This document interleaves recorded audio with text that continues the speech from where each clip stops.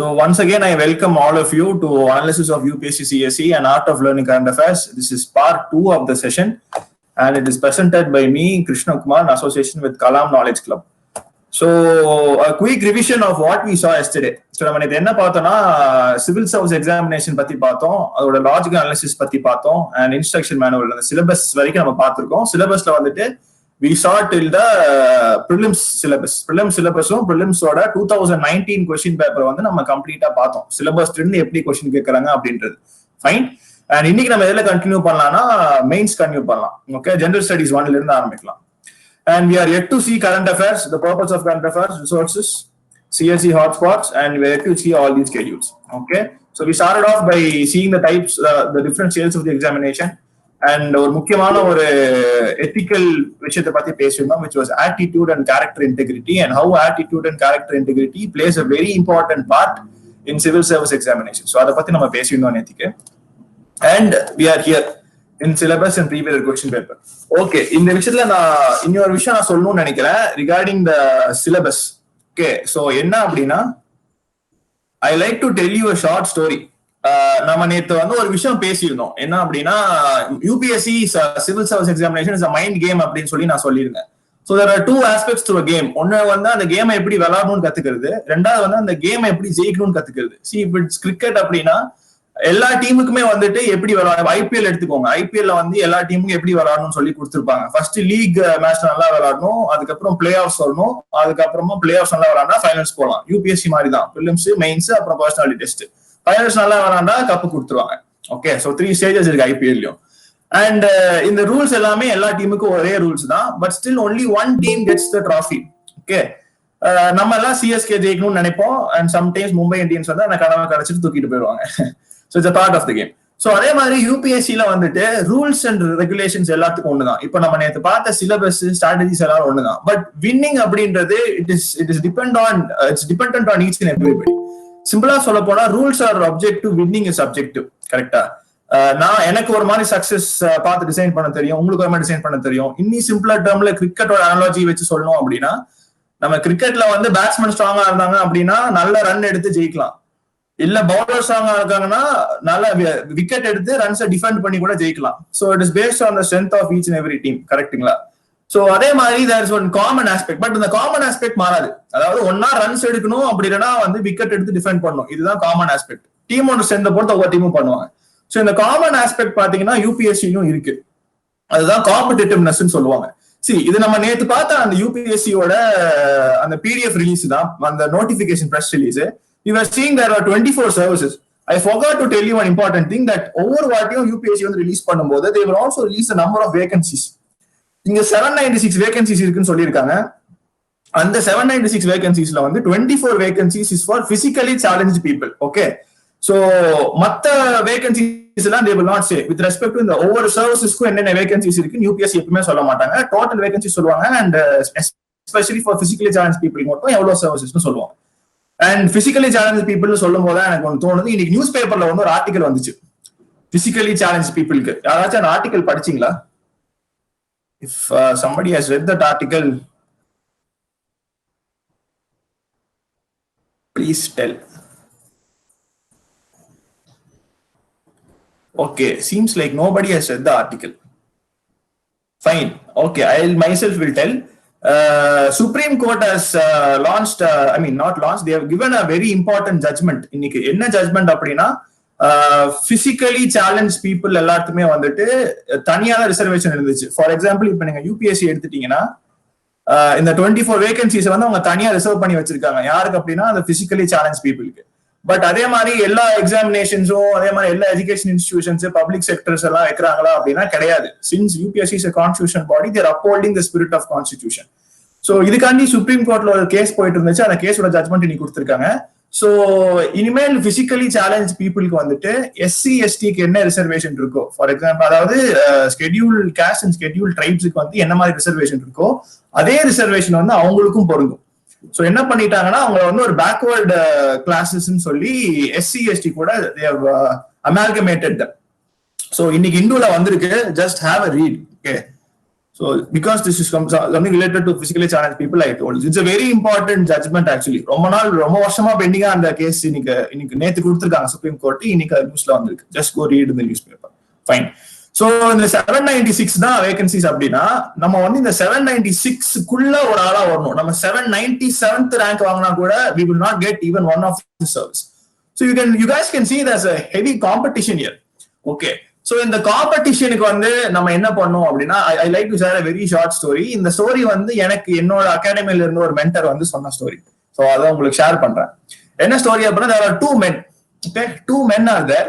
And இந்த ரெண்டு மனுஷன் என்ன பண்றாங்க அப்படின்னா ஒரு ஃபாரஸ்ட்டுக்கு ட்ரெக்கிங் போறாங்க. It's a very dense forest and they're going for a trekking there. ஓகேங்களா? And it is also a tiger reserve. So இவங்க ட்ரெக்கிங் போறதே வந்து அந்த டைகரை பார்க்கலாம், we can get some good photos அப்படின்ற மாதிரி தான் போறாங்க. ஸோ திடீர்னு என்ன ஆகுது, ஒரு வல்னரபிளான ஒரு பொசிஷன்ல வந்து ஒரு டைகர் அவங்கள வந்து டாக்கிள் பண்ணிடுது. டாக்கிள் இன் எசன்ஸ் அவங்க அந்த டைகரை பாக்குறாங்க. அந்த டைகரை பாக்குற அந்த ஒரு எசன்ஸ் வந்துட்டு அவங்க வந்து கொஞ்சம் ரிஸ்கியா இருக்கிற ஒரு பொசிஷன். ஸோ ரெண்டு பேரும் கொஞ்சம் நல்ல ஒரு எக்ஸ்பீரியன்ஸான ஒரு ட்ரெக்கர்ஸ்னால என்ன பண்றாங்க, ஓகே அவங்களுக்கு தெரிஞ்சிருச்சு இந்த டைகர் வந்து கண்டிப்பா இவங்களை வந்து இன்னைக்கு ஒரு டின்னருக்கு வச்சிருவோம், சிக்கன் டின்னர் ஆக்கிடும் அப்படின்னு சொல்லி அவங்களுக்கு தெரிஞ்சிருச்சு. சோ அந்த ரெண்டு பேர்ல இருந்த ஒரு மனுஷன் என்ன பண்ணாரு, முதல்ல ஓட ஆரம்பிக்கிறாரு. So he starts running by seeing the tiger. Okay இவர் ஓடுறாரு அப்படின்னா அந்த ரெண்டாவது மனுஷனும் என்ன பண்ணாரு, பின்னாடியே ஓடுறாரு. அவங்க ஓடுறத பார்த்தோன்னா டைகரும் ஓடுது டு சேஸ் தம். அப்போ ரெண்டாவது ஓடின மனுஷன் வந்து முதலாவது ஓடின மனுஷன் கேட்கிறாரு, ஐயோ உனக்கு அறிவே இல்லையா, நீ வந்து புலியை விட வேகமா ஓடிடுவியா, புலி எவ்வளவு வேகமா ஓடும், நீ அவரை விட வேகமா ஓடிடுவியா, புலியை விட வந்து வேகமா ஓடிடுவியான்னு சொல்லி கேட்காங்க அந்த ரெண்டாவது மனுஷன். அதுக்கு அந்த முதல் மனுஷன் திரும்பி சொல்றாரு, நான் வந்து புலிய கிட்ட இருந்து தப்பிக்கணும் அப்படின்னா நான் புலியை விட வேகமா ஓடணும் அவசியம் இல்ல, உங்களை விட வேகமா ஓடினாலே போதும், நான் புலி கிட்ட இருந்து தப்பிச்சுவேன் அப்படின்னு சொல்லி. So the moral of the story is it is not getting 100% in UPSC examination. It is just getting more marks than your competitors. So that is the moral of the story. So இதை நீங்க புரிஞ்சுக்கணும். You have to analyze your competitiveness each and every time you are preparing. ஒவ்வொரு stage நீங்க prepare பண்ணிட்டு இருக்கும்போது you have to always analyze and test your competitiveness. அதுக்கு என்ன பண்ணலாம் அப்படின்னா you guys can sign up for online test series. நிறைய academies வந்து ஆன்லைன்ல ஃப்ரீயா டெஸ்ட் சீரிஸ் வைக்கிறாங்க, சில பேர் வந்து பேர் வைக்கிறாங்க. ஸோ உங்களுக்கு எது கம்ஃபர்டபுளோ அந்த மாதிரி டெஸ்ட் சீரிஸ் எல்லாம் சைன் அப் பண்ணி டெஸ்ட் சீரிஸ் எல்லாம் அட்டென்ட் பண்ணுங்க. கரண்ட் அஃபேர்ஸ்க்கும் டெஸ்ட் சீரிஸ் இருக்கு, அதே மாதிரி நீங்க படிக்கிற இம்பார்ட்டன்டான கான்செப்ட்ஸ்க்கும் டெஸ்ட் சீரிஸ் இருக்கு. ஒவ்வொரு ஜெனரல் ஸ்டடிஸ் கான்செப்ட் படிக்கிறீங்க, ஜெனரல் ஸ்டடிஸ் சப்ஜெக்ட்ஸ்க்கும் வந்து டெஸ்ட் சீரிஸ் இருக்கு. அதே மாதிரி பிலிம்ஸ்க்கு தனியா இருக்கு, மெயின்ஸ்க்கு தனியா இருக்கு. So sign up for all these test series and start writing test. So நீங்க எழுத டெஸ்ட் சீரிஸ் நீங்க மட்டும் எழுத மாட்டீங்க, ஆல் இந்தியா லெவல்ல எல்லா யூபிஎஸ்சி ஆஸ்பிரண்ட்ஸும் எழுதுவாங்க. ஸோ அப்படி எழுதும்போது you will be able to know where you are standing it. நீங்க அந்த டெஸ்ட் சீரிஸ்லேயே கண்டுபிடிச்சிருவீங்க உங்களால இந்த எக்ஸாம் கிளியர் பண்ண முடியுமா இல்லையா அப்படின்னு சொல்லிட்டு. ஓகே, சோ அது மூலியமா நீங்க எதுல வீக்கா இருக்கீங்களோ அதை நீங்க இந்த ஸ்ட்ரென்தன் பண்ணிட்டு போகலாம். சோ ஐ ஹோப் இந்த ஸ்டோரி வந்து உங்களுக்கு அந்த மொராலிட்டி ஆஃப் வின்னிங்கை வந்து கத்து கொடுத்துருக்கும் நான் நினைக்கிறேன். Okay fine. So okay, and one more thing I want to say, நேத்து நம்ம இந்த கொஸ்டின் பார்த்தோம் மியான் டென்சன் பத்தி. ஆக்சுவலா நம்ம நேத்து சொன்ன ஆன்சர் கரெக்ட் தான், பட் இந்த லாஜிக் வந்து தப்பு. இது வந்து முகிலன் அப்படின்னு சொல்லப்படக்கூடிய நேத்து ஒரு பார்ட்டிசிபென்ட் தான் எனக்கு வந்து போன் பண்ணி சொன்னார், இந்த மாதிரி நீங்க சொன்ன லாஜிக் தப்புனா அப்படின்னு சொல்லி. என்ன லாஜிக்ல தப்பு அப்படின்னா, it is not the title, it is the king. So Raja Vikramjit of Gwalior, குவாலியர்ல ஆட்சி பண்ணிட்டு இருந்த ராஜ விக்ரமஜித்னு ஒரு கிங் தான் வந்து டான்சனுக்கு வந்து டைட்டில் கொடுத்தார். Okay, so this I want to say, and I also like to thank the participant who was able to point out this mistake. Fine. So மிச்சதெல்லாம் நான் check பண்ணிட்டேன், you guys don't have to worry. அவர் சொன்னதுக்கு அப்புறம் தான் நான் check பண்ணேன், மத்ததெல்லாம் correct, இது மட்டும் தான் mistakes, but the answer is right. Okay, so you guys don't have to worry. Fine. So is there any doubts of what we saw yesterday? Did you guys go revise the prelim syllabus அதுக்கு அப்புறம் எடுத்து பாத்தீங்களா?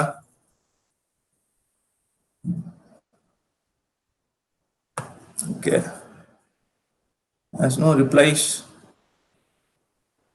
Okay, so if you guys haven't seen, at least say you haven't seen. Why? Because it is quite awkward. நான் தனியா பேசிட்டு இருக்கிற மாதிரி இருக்கு. See, for you it is easy, நீங்க கேக்குற மாதிரி இருக்கும். For me it is like, I am staring at a screen and I'm talking. So if you guys haven't seen the syllabus, say that you haven't seen the syllabus. Accept the reality. Seen the syllabus too. Okay, Madhu says she has seen the syllabus. Very good, Madhu. Very good. Okay, thank you for the reply. So fine. So இன்னைக்கு நம்மளோட agenda continue பண்ணலாம். And one more thing I like to say that okay, நான் இன்னைக்கு question paper download பண்ணல. Fine. Okay, so நேற்று வந்து கொஞ்சம் time ஆயிடுச்சு. My deep apologies for that. So அதனால நிறைய பேர் பாதியிலேயே போக வேண்டிய கட்டாயம் ஆயிடுச்சு. இன்னைக்கு வந்து 1 hour தான் பார்ப்போம். வில் சி டில் 6:45. 6:45 வரைக்கும் எவ்வளவு கவர் பண்ண முடியுமோ அவ்வளவு கவர் பண்ணுவோம். அதுக்கப்புறம் உங்களோட கம்ஃபர்ட்டுக்கு ஏற்ற மாதிரி அடுத்த எப்போ செஷன் வச்சுக்கலாமா செஷன் வச்சு will continue for fine. Okay. Hemalata said, Anna, I haven't seen the syllabus. I am a beginner for this UPSC preparation. Okay, Hemalata, நீங்க நேத்து வந்து அட்டெண்ட் பண்ணீங்களா? Did you attend yesterday's session? No. Okay, Hemalata, you do one thing. KKC has been recording this session. So, the session record பண்ணிருக்காங்க. அந்த recording session வந்து நீங்க KKC contact பண்ணீங்கன்னா they'll share you. So, என்ன பண்ணீங்க இன்னைக்கு இதை பார்த்துட்டு I'll ask KKC to, okay, நீங்க வந்து என்ன பண்ணுங்க, if you are a member of KKC, you ask them in the group, or if you are not a member of KKC, you just type your email address here. So, அந்த email address we'll send you a drive link, அந்த drive linkல அந்த session போட்டிருப்போம். So, it's a recorded session, you can see that. Okay, இன்னைக்கு இதை பார்த்துட்டு அதை போய் பார்த்துருங்க, you will be able to understand, and நாளைக்கு வந்து உங்களுக்கு அந்த continuity மிஸ் ஆகாது. Okay, okay. So, ஹேமலதா மாதிரி வேற யாராச்சும் இருக்கீங்களா? Those who have joined new today. Okay. If you are not a member, kindly share your email address, Hemalata. We'll send you the recorded session. Okay, Hemalata, Mari, if there are any new people, this goes to, okay. It'll also be uploaded on YouTube. Fine. YouTube lum poduvaanga, so you can see from YouTube also. So I think there will not be an issue. So this is a common information to everybody who are joining today. If you have missed yesterday's session, it will be uploaded in YouTube. Just also send the email ID. Email ID now send pannunga, we'll send it to you. No issues. Okay, thank you. So actually, I'm sorry guys, I did not download this is in paper. Okay, it is good that I have not downloaded. So I'll show you guys how to download and see the newspaper, question papers. I'll show you an important website. Okay, the website. So there's been a question. Okay, fine. See, go to Google and type upsc.gov.in. You will get this first link. The link நீங்க ஸ்ட்ரைட்டா போயிட்டீங்கன்னா அது previous year question paper வந்துரும். அப்படி இல்லைன்னா go to the page of UPSC. See, there is one thing that most of the aspirants do not do. That is, they will not use this website adequately. இந்த வெப்சைட்ல நிறைய information இருக்கும். ஓகேவா, நிறைய frequently asked questions எல்லாம் கேட்டிருப்பாங்க. Give you a nice perspective about the exam. மத்தவங்க அந்த எக்ஸாம் எப்படி பாக்குறாங்க, எப்படி எல்லாம் கேள்வி கேட்கறாங்க. And you will also get to know what are the other exams conducted by UPSC, எப்ப அந்த எக்ஸாம்ஸ் எல்லாம் வைக்கிறாங்க, எப்படி எல்லாம் வந்து ரெக்ரூட் பண்றாங்கன்றதெல்லாம் உங்களுக்கு தெரியும். Okay, so they will show you what are the active examinations happening in UPSC. So இதுல என்ன பண்ணும் அப்படின்னா, go to examination, there will be something called as previous question papers.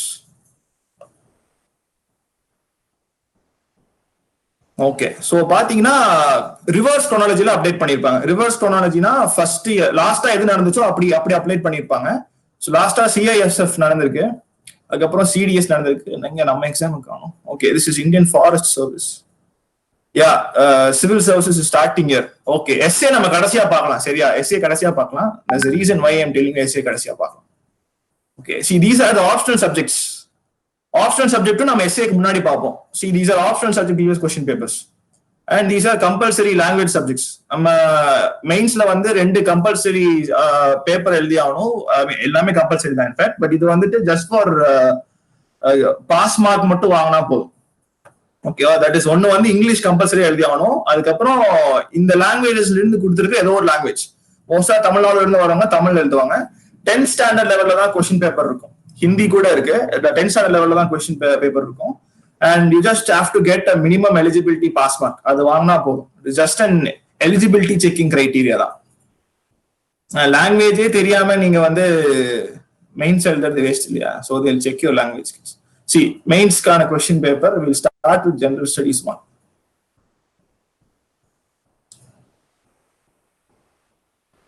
Fine.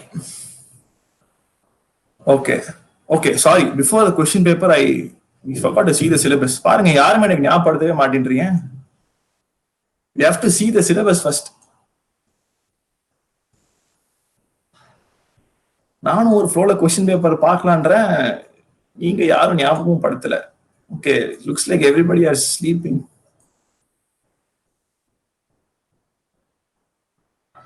Okay.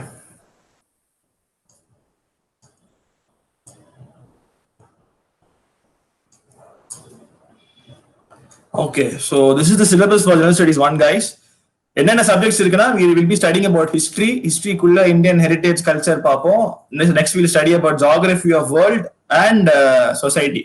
Geography of the worldனா அதுக்குள்ள இந்தியாவும் வந்துரும். Okay, please have that understanding. So first வந்து Indian culture will cover the salient aspects of art forms, literature and architecture from ancient to modern times. So நேற்று நம்ம prelims பேசும்போதே இந்த ஒரு point நான் எக்ஸ்பிளைன் பண்ணிருப்பேன்னு நினைக்கிறேன். என்ன இதுனா இப்போ ஹிஸ்டரியை வந்து நம்ம குரோனாலஜிக்கலாவும் பிரிக்கலாம், which is ancient, medieval and modern. And subject matter of ஸ்டடியில நம்ம பிரிக்கலாம், which is political history, administrative history, cultural history and societal history. Societal history வந்துட்டு கல்ச்சரல் ஹிஸ்டரிக்குள்ள வந்துடும். ஃபைனலா வந்து economic history. So political history வந்து நம்மளோட சிலபஸ்ல கிடையாது, ப்ரிலிம்ஸ்லயும் கிடையாது, மெயின்ஸ்லயும் கிடையாது. ப்ரிலிம்ஸ் நம்ம நேற்று கொஸ்டின் பேப்பர் பார்க்கும்போது தெளிவாவே பார்த்திருப்போம், பொலிட்டிக்கல் சைட்ல இருந்து ஒரு கொஸ்டின் கூட வரல. பட் வேற கல்ச்சரல் சைட்ல இருந்து நிறைய கொஸ்டின் வந்துச்சு, எக்கனாமிக் ஹிஸ்டரியில இருந்தும் சில கொஸ்டின்ஸ் வந்துச்சு. ஓகே, ஸோ அதே மாதிரி இவங்களும் வந்து ஹிஸ்டரியை வந்து சப்ஜெக்ட் மேட்டர் ஆஃப் ஸ்டடி வச்சு they have segregated as art forms, literature, architecture எல்லாமே வந்து கல்ச்சரல் ஹிஸ்டரியில வரும். It is given here, culture and heritage from ancient to modern times. நம்ம நேற்று இந்த டான்சன் ஒரு கொஸ்டின் பார்த்தோம் தெரியுமா? So you guys may wonder அந்த டான்சன் எங்க இருந்து எப்படி வந்துச்சு அப்படின்னு சொல்லி. ஸோ 2018 வந்து Tansen has mark 100 years of his work. அவரோட ஒரு ஒர்க் வந்து எஸ்டாப்ளிஷ் ஆகி 100 வருஷம் ஆச்சு. அது எதுல வந்திருக்கு அப்படின்னா ஹிந்து பேப்பரோட என்விரான்மெண்ட் சப்ளிமெண்ட்ல வந்திருக்கு. ஹிந்து பேப்பர்ல வந்து மெயின் பேப்பர் இருக்கும், தென் சப்ளிமெண்ட்ரி இருக்கும். ஸோ ஒரு 5 நாள்ல வந்துட்டு ஒவ்வொரு நாள் ஒவ்வொரு சப்ளிமெண்ட்ரி போடுவாங்க. ஒரு நாள் வந்து என்விரான்மெண்ட், ஐ மீன் என்டர்டைன்மெண்ட்டுக்கு ஒரு சப்ளிமெண்ட் வரும். அந்த சப்ளிமெண்ட்ல என்டர்டைன்மெண்ட்ல is article was there. So Google search பண்ணி பாருங்க, டான்சன் த ஹிந்து அப்படின்னு சொல்லிட்டு இட் வாஸ் இன் 2018. 2018ல it was on news and 2019ல you have seen a question. So அதே மாதிரி ஆர்ட் ஃபார்ம்ஸ்க்கும் வந்துட்டு சப்ளிமெண்ட்ல வந்து ஃப்ரைடே ரிவ்யூன்னு ஒரு சப்ளிமெண்ட் வரும் ஹிந்து பேப்பரோட. சரிங்களா? சோ அந்த ஃப்ரைடே ரிவ்யூ வந்து just go through Friday review. Friday ரிவ்யூல வந்து இப்போ நடக்கிற கண்டெம்பரரி ஆர்ட்ஸ் எல்லாம் போடுவாங்க. இப்போ ஏதோ சங்கீதம் நடந்துச்சு அப்படின்னா சங்கீதத்தோட ரிவ்யூ எல்லாம் போடுவாங்க.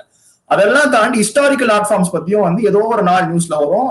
ஏன்னா வந்து அது ஏதோ ஒரு ரிமார்க்கபிள் டே அச்சீவ் பண்ணிருக்கும். For example 50th day achieve பண்ணிருக்கும், 70th டே அச்சீவ் பண்ணிருக்கும், 100th day achieve பண்ணிருக்கும்.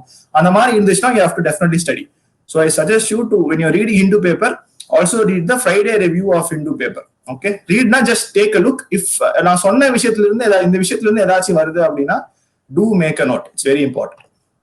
Next, modern Indian history from the middle of 18th century until the present, significant events, personalities and issues. So yesterday I had told one question at the starting. நம்ம attitude பத்தி சொல்லும் போது I told a question.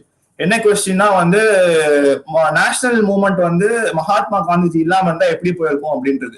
So அதாவது இந்த personalities அப்படின்ற ஒரு டாபிக்ல இருந்து தான் கேட்டிருந்தாங்க. ஸோ யா, இது அதுலதான் நான் ஸ்டார்ட் பண்ணேன். இந்த கொஸ்டின் ஆன்சர் பண்றதுக்கு சப்ஜெக்ட் நாலேஜ் மட்டும் போதாது, you also need the correct attitude to form the opinion to answer the particular question அப்படின்னு சொல்லிட்டு. ஸோ அது முக்கியம். அண்ட் அதோட கன்வர்ஷன் தான் இன்னைக்கு பார்க்கணும். ஸோ 18th செஞ்சுரியில இருந்து ஆரம்பிக்குது. ஓகே, 18th செஞ்சுரினா வந்துட்டு 1800s கிடையாது, 1700s. நானும் ஃபர்ஸ்ட் யூபிஎஸ்சி ப்ரிப்பேர் பண்ணும்போது 18th செஞ்சுரினா 1800s போனோம். ஜென்ரலி இன் ஹிஸ்டரி நம்ம என்ன பண்ணுவோம் அப்படின்னா 18th செஞ்சுரின்னு சொல்றோம்னா இட் இஸ் 1 century ahead. இப்போ நம்ம இருக்கிறது வந்து 21st century, பட் நம்ம வந்து 2020ல தான் இருக்கோம், நாட் 2100. ஓகே, ஸோ இது புரிஞ்சிருக்கும்னு நினைக்கிறேன். And if you guys have any doubt, kindly stop in between, unmute yourself and ask me a doubt. Okay, clear. Next, freedom struggle. It's various stages, important contributors by contributions from different parts of country. One of the greatest example for this is 1857, the Great Revolt of 1857. It was also called as the first war of Indian independence. Okay, first movement of Indian independence was the Great Revolt of 1857. So it's one of the most important contributions.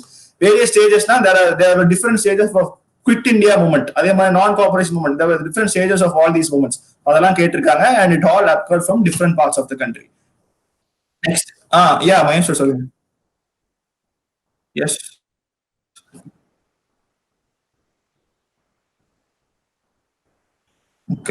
Okay, I am 1 second.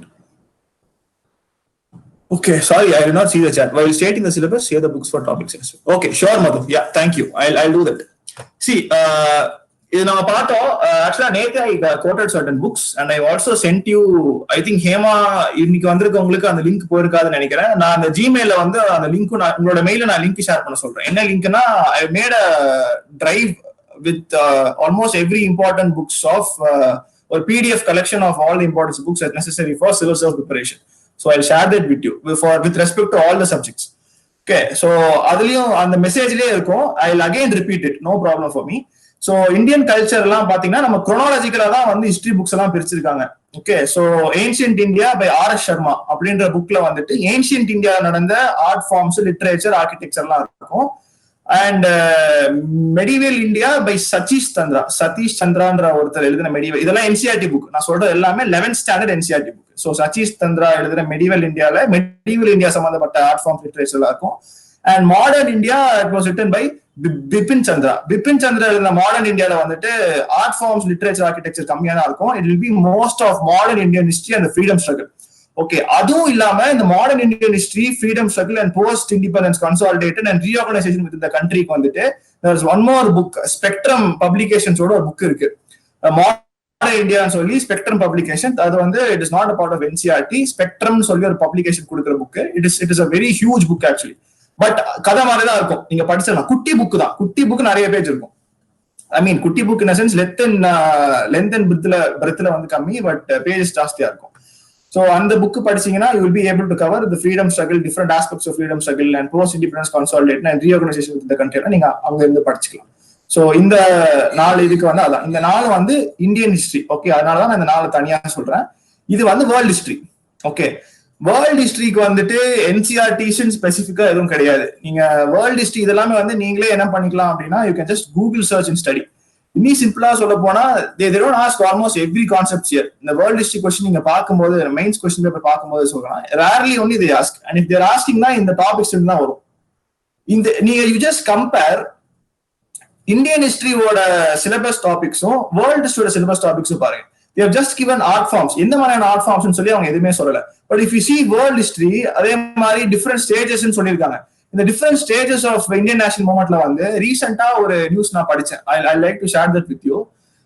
ஒரு 2 to 3 weeks முன்னாடி கேரளால வந்து அங்க ஒரு படம் ஒன்று எடுக்கிற மாதிரி பேசியிருந்தாங்க. It is regarding freedom fighter. He belongs to Kerala. He's an Islam. He belongs to Islam religion and he's a Keralite. சோ அவர் ஆரம்பிச்ச ஒரு மோப்லா ரிபெல்லியன் அப்படின்னு சொல்லக்கூடிய ஒரு மூவ்மெண்ட்டை வச்சு அந்த படம் எடுக்கிறாங்க. அந்த படத்தோட டைட்டில் வந்து அவரோட பேர் தான். அவரோட பேரு பெரிய பேர் நான் மறந்துட்டேன். பட் அவர் ஸ்டார்ட் பண்ண ரிபெல்லியன் UPSCக்கு ரொம்ப முக்கியம், மோப்லா ரிபெல்லியன். ஓகே, சோ இந்த மோப்லா ரிபெல்லியன் வந்து கரெக்டா நான் கோஆபரேஷன் மூவ்மெண்ட் அப்போ நடந்துச்சு. சோ அந்த அந்த ஏன் அந்த படம் நியூஸ்ல இருந்துச்சு அப்படின்னா, கரெக்டா அந்த ஒரு பர்டிகுலர் டைரக்டர் வந்து அந்த படத்தை எடுக்கிறேன்னு சொல்லும் போது இன்னும் 4-5 பேர் வந்து நானும் அந்த படத்தை எடுக்கிறேன் அப்படின்னு சொல்லி கேஸ் போட ஆரம்பிச்சிட்டாங்க.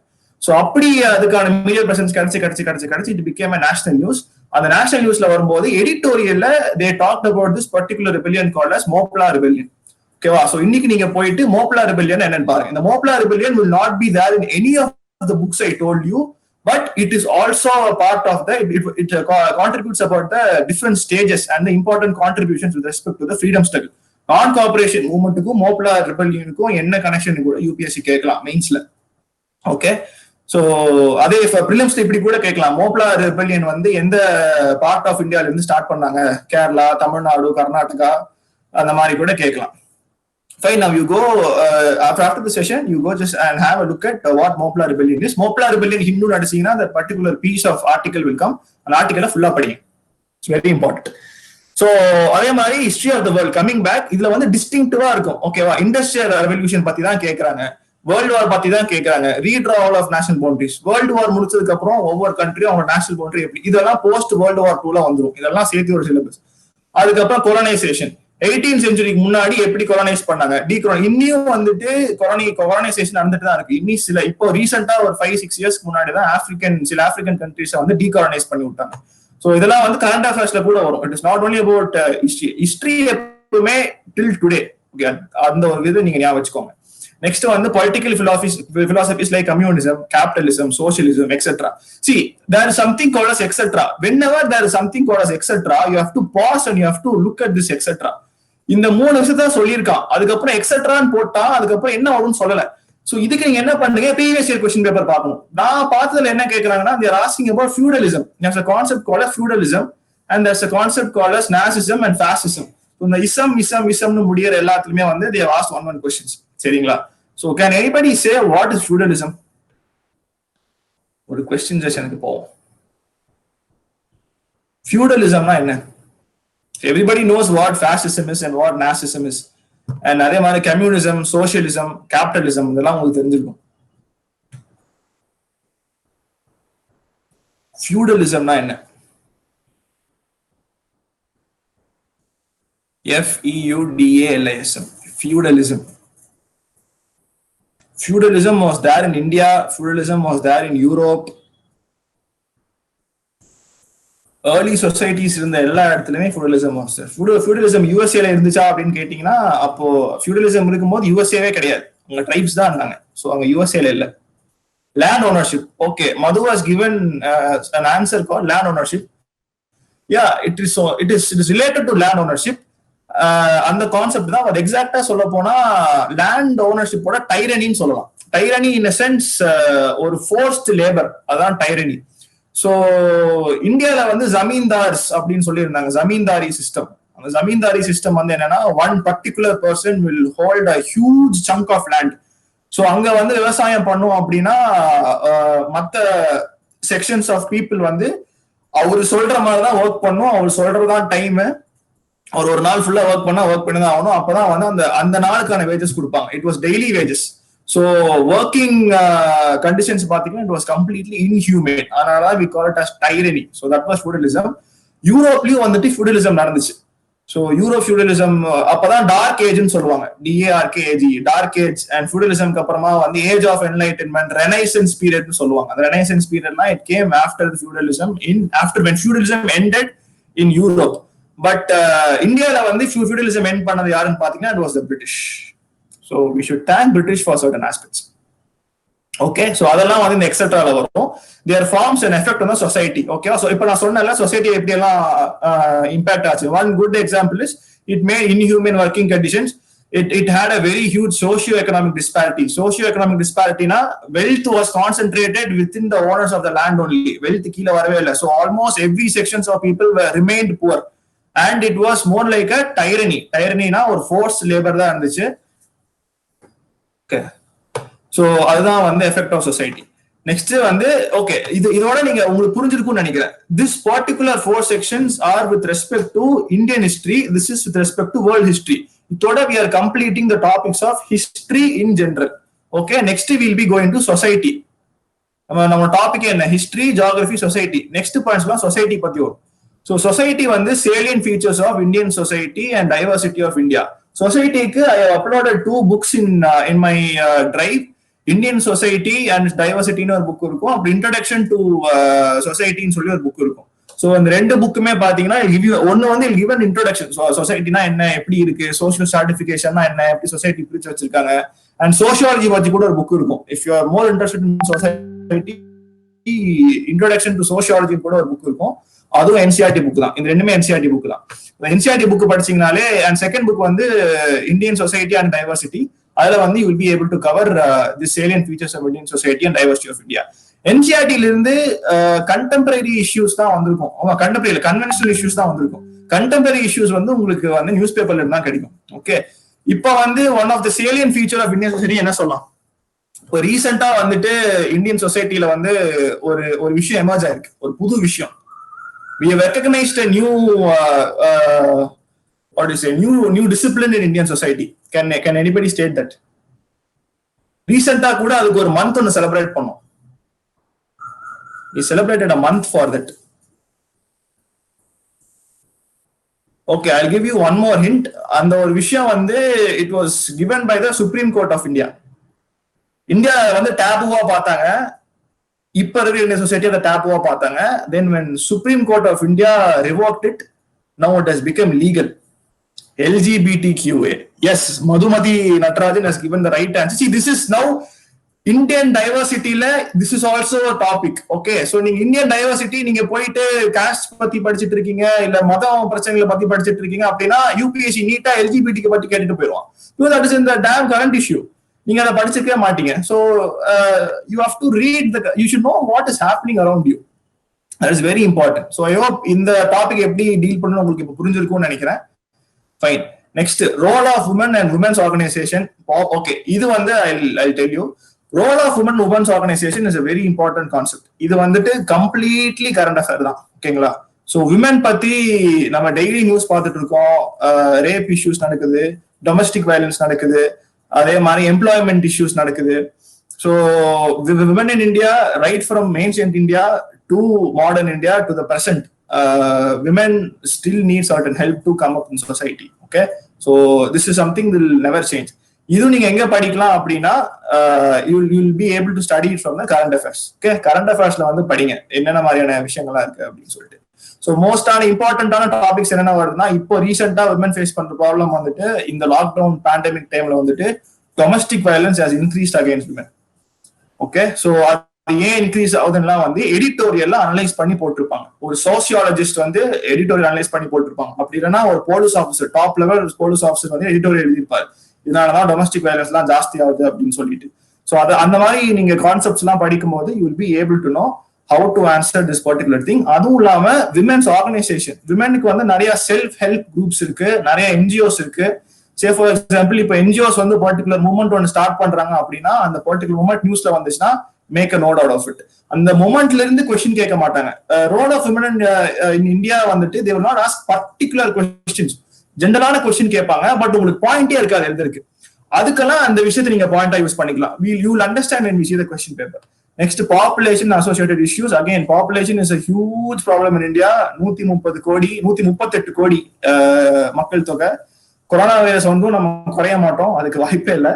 ஸோ இந்த பாப்புலேஷனால நிறைய இஷ்யூஸ் வருது. ஒன்னு வந்துட்டு அகைன் அந்த socio economic disparity. We have huge population, but அந்த ஹியூஜ் பாப்புலேஷனுமே நம்ம காட்டர் பண்ற அளவுக்கு நம்ம கிட்ட எக்கனாமிக் க்ரோத்தும் இல்லை. அதே மாதிரி அந்த பாப்புலேஷனால அவுட்கமா இருக்கிற எம்ப்ளாயபிலிட்டி நீட்ஸையும் ஃபாஸ்டர் பண்ற அளவுக்கு நம்ம கிட்ட இண்டஸ்ட்ரீஸோ இல்ல எக்கனாமிக் வெல்த்தோ கிடையாது.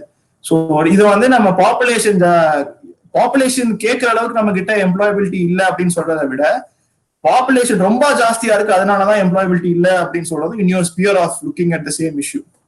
So there are two ways of looking at the same issues. Okay, there are two different spheres of it.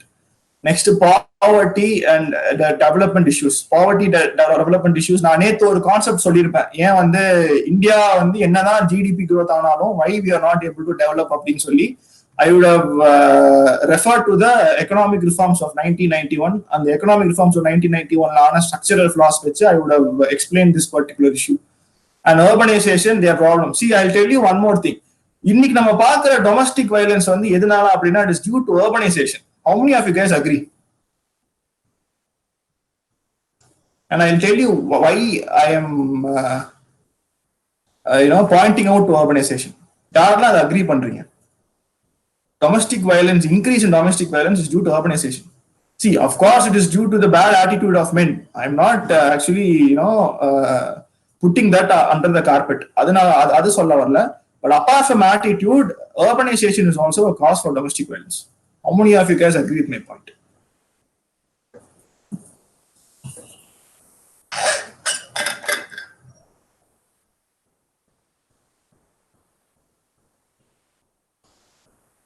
Okay, as expected, nobody has agreed with my point. It's okay. I'll tell you why I told that. Can you justify? Yes, I will justify why. See, urbanization na enna appo nam purinjikkom. Urbanization is concentration of population within one particular city. Ipo nama Chennai eduthukitom veingala. Urbanization in your concept problem irukku appadina I'll tell you. The pandemic la urbanization ku or periya prachana irukku. I'll come back to that later. இப்போ ஏன் சென்னையில வந்து Chennai is a very small area, very small area. அதுல வந்து there are lakhs and lakhs of people living there in Chennai alone. If you have visited சென்னையோட city visit பண்ணாம அங்க வீடுகள்ல இருக்கிற ஏரியாவுக்கு போயிருந்தீங்கன்னா, some of you here might also be a resident of Chennai. So you guys will know how congested it is. It is because சென்னையில் போனா பொழைச்சிக்கலாம், சென்னையில வந்து வேலை வாய்ப்பு இருக்கு, இண்டஸ்ட்ரீஸ் இருக்கு, அங்க பக்கத்துல ஸ்ரீபெரும்புதூர் இருக்கு, சென்னையில நிறைய சர்வீஸ் செக்டர்ஸ் இருக்கு. அதுதான் urbanization. ஸோ ஒரு பர்டிகுலர் ஏரியால வந்துட்டு எக்கனாமிக் டெவலப்மெண்ட் இருந்துச்சுன்னா we call that as urbanization. And urbanization என்ன ஆகும் அப்படின்னு now I'm coming to the justification. Now what happens when urbanization is there அப்படின்னா people will migrate. And when people migrate, initially Indian families were not nuclear families. Okay, Indian families were joint families. We had our grandparents, நம்ம uncle, aunt. இப்போ எனக்கு என் கூட வந்து ஒரு sibling இருந்தா, இப்போ எனக்கு sibling இல்ல, just for example I'm telling you, if there was a sibling with me and if I am getting married, if my sibling is also getting married அப்படின்னா, we'll stay in the same house along with our parents, along with my parents, the parents of my wife, and my sibling, and the husband or wife of my the parents of husband and wife of my sibling. So we all will be staying in one particular house, and அதுக்கு பேர் தான் joint family ன்னு சொல்லுவோம். So after urbanization, what happened? We all started to leave this particular concept of kinship, and we started to create nuclear families because நம்ம வந்து புது இடத்துக்கு போறோம், அங்க வந்து லிவிங் ஸ்டாண்டர்ட்ஸ்க்கான நெசசிட்டி ஜாஸ்தியா இருக்கு, அதிகமான செலவு ஆகுது. ஸோ அதனால we started to adopt nuclear families. Nuclear families என்ன பண்ண ஆரம்பிச்சோம்? I will be living and my wife will be living, and if I'm getting a child, my child will be living. So only 3 of us will be living. In case if I am in pain with, okay, I will not do that, but for example I'm telling you, if a man, okay, let's see a man and a woman. Now that man or a woman, in the rendu பேர்ல யாரோ ஒருத்தங்க வந்துட்டு, if they are not feeling well, இல்ல if their physical state is not, psychological state is not good அப்படின்னா, they'll try to hurt others. அப்படி hurt others பண்ணும்போது there'll be no one inside the house to stop them. Okay, there'll be no one. இதே வந்து joint family அப்படின்னா, at least there'll be your parents. அப்படின்னா there'll be the parents of the girl, or your uncle will be there, your sibling will be there, அத்தை மாமா, somebody will come and say, இல்ல அப்படி பண்ணாதே, it is not right ன்னு சொல்லி they'll say. Okay, so அந்த மாதிரி சொல்றதுக்கு now we don't have anybody. So there are many domestic violence that is not being reported. If you follow into editorial, there'll be one column called as data point. Data point வந்து open page இப்படிதான் இருக்கும். Editorial open பேஜ்னு போட்டிருப்பான். இங்க ஒரு editorial இருக்கும், இங்க ஒரு editorial இருக்கும், இங்க பெருசா எடிட்டோரியல் இருக்கும், இங்க ஒரு பெருசா எடிட்டோரியல் இருக்கும். Again, here one editorial will be there, here one small editorial will be there, here one small editorial will be there. இந்த சென்டர்ல ஒரு கார்ட்டூன் இருக்கும், அந்த கார்ட்டூன் யாரோ ஒருத்தர் கிரிட்டிசைஸ் பண்ணி கார்ட்டூன் வந்திருப்பாங்க. அதுக்கு கீழே டேட்டா பாயிண்ட்னு சொல்லி ஒரு கிராஃப் இருக்கும். இப்போ டேட்டா பாயிண்ட்லாம் வந்து கொரோனா வைரஸ்க்கு தான் வருது. We'll see this in detail when we see about art of learning current affairs. But just for reference I'm telling, ஒரு வாட்டி டேட்டா பாயிண்ட்ல ஒரு சோஷியாலஜிஸ்ட் எடுத்த டேட்டா வந்து ஷேர் பண்ணியிருந்தாங்க. டேட்டா என்ன சொல்றதுன்னா, amongst all domestic violence incidents, only 60% are being reported. 40% are not being reported because a woman is not able to share her grief with somebody. Even the men is not. அந்த men வந்து ஒரு விஷயத்தை பண்ணும்போது there is nobody to stop that guy. Okay, so it is a very big problem of nuclear family. So I hope you guys would have understood, right? Okay, so if there's any doubts you can ask. Okay, another problem of urbanization. Corona வைரஸ்ல வந்துட்டு urbanization ஓட சம்பந்தப்பட்டு இன்னொரு problem இருக்கு. See, why I am taking this deep அப்படின்னா, this particular topic has so many relevance to the current issues. அதனால நான் கொஞ்சம் டைம் எடுத்து டிஸ்கஸ் பண்றேன். So can anybody say the current problem of urbanization, particularly with respect to pandemic? High population in urban areas. Of course, அதுதான் urbanization. Okay, and high population என்ன ஆச்சு? See, what happened? இப்போ சென்னையில வந்து migration, exactly. இப்போ சென்னையில வந்து since it is an urban area, நிறைய பேர் அங்க போய் தங்க ஆரம்பிச்சாங்க. That is why we are calling it as an urban area. Okay, so இப்போ இந்த சென்னையில கேஸ் ஜாஸ்தியா என்ன பண்ணாங்க, எல்லாரும் கிளம்பி அவங்க ஊருக்கு போக ஆரம்பிச்சிட்டாங்க. Some people even resign their jobs. Some people even quit their jobs. எனக்கு இந்த வேலையே வேணாம் அப்படின்னு சொல்லி ஊருக்கு போக ஆரம்பிச்சிட்டாங்க. அவங்க ஊர்ல ஏதோ வேலை பார்க்க ஆரம்பிச்சிட்டாங்க. So what happened? And the urban value of Chennai குறைய ஆரம்பிச்சிருச்சா? This is a very big threat to urbanization. So அதனாலதான் எக்கனாமிக் டெவலப்மெண்ட் வந்து இன்க்ளூசிவா இருக்கணும்னு சொல்லுவாங்க. which means every area in the state should develop. ஒரு ஏரியா மட்டும் நல்லா முன்னேற்ற பாதையில கொண்டு வர வச்சுட்டோம் அப்படின்னா, இந்த மாதிரி ஒரு விஷயம் வரும்போது எல்லாமே காணாம போயிடும். Chennai is facing a huge struggle. இப்ப சென்னை வாசிகளுக்கு ரொம்ப சந்தோஷமா இருக்கும், ஏன்னா டிராபிக் ஜாம் நடக்காது, எதுவுமே இருக்காது. பட் சென்னையோட கான்ட்ரிபியூஷன் டு ஜிடிபி பாத்தீங்கன்னா கம்மிங் இயர்ஸ்ல கண்டிப்பா குறையும். Because people have resigned their jobs and they have gone to their native areas. So this is one contemporary issue of urbanization. Their problems and their remedies. Okay. Next, effects of globalization on Indian society. Again, globalization வந்துட்டு, I'll go back to economic reform 1991. Globalization is a part of 1991's great economic reform.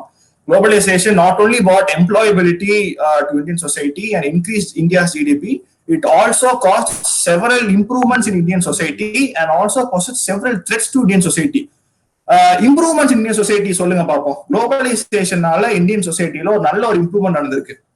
Can anybody state that improvement?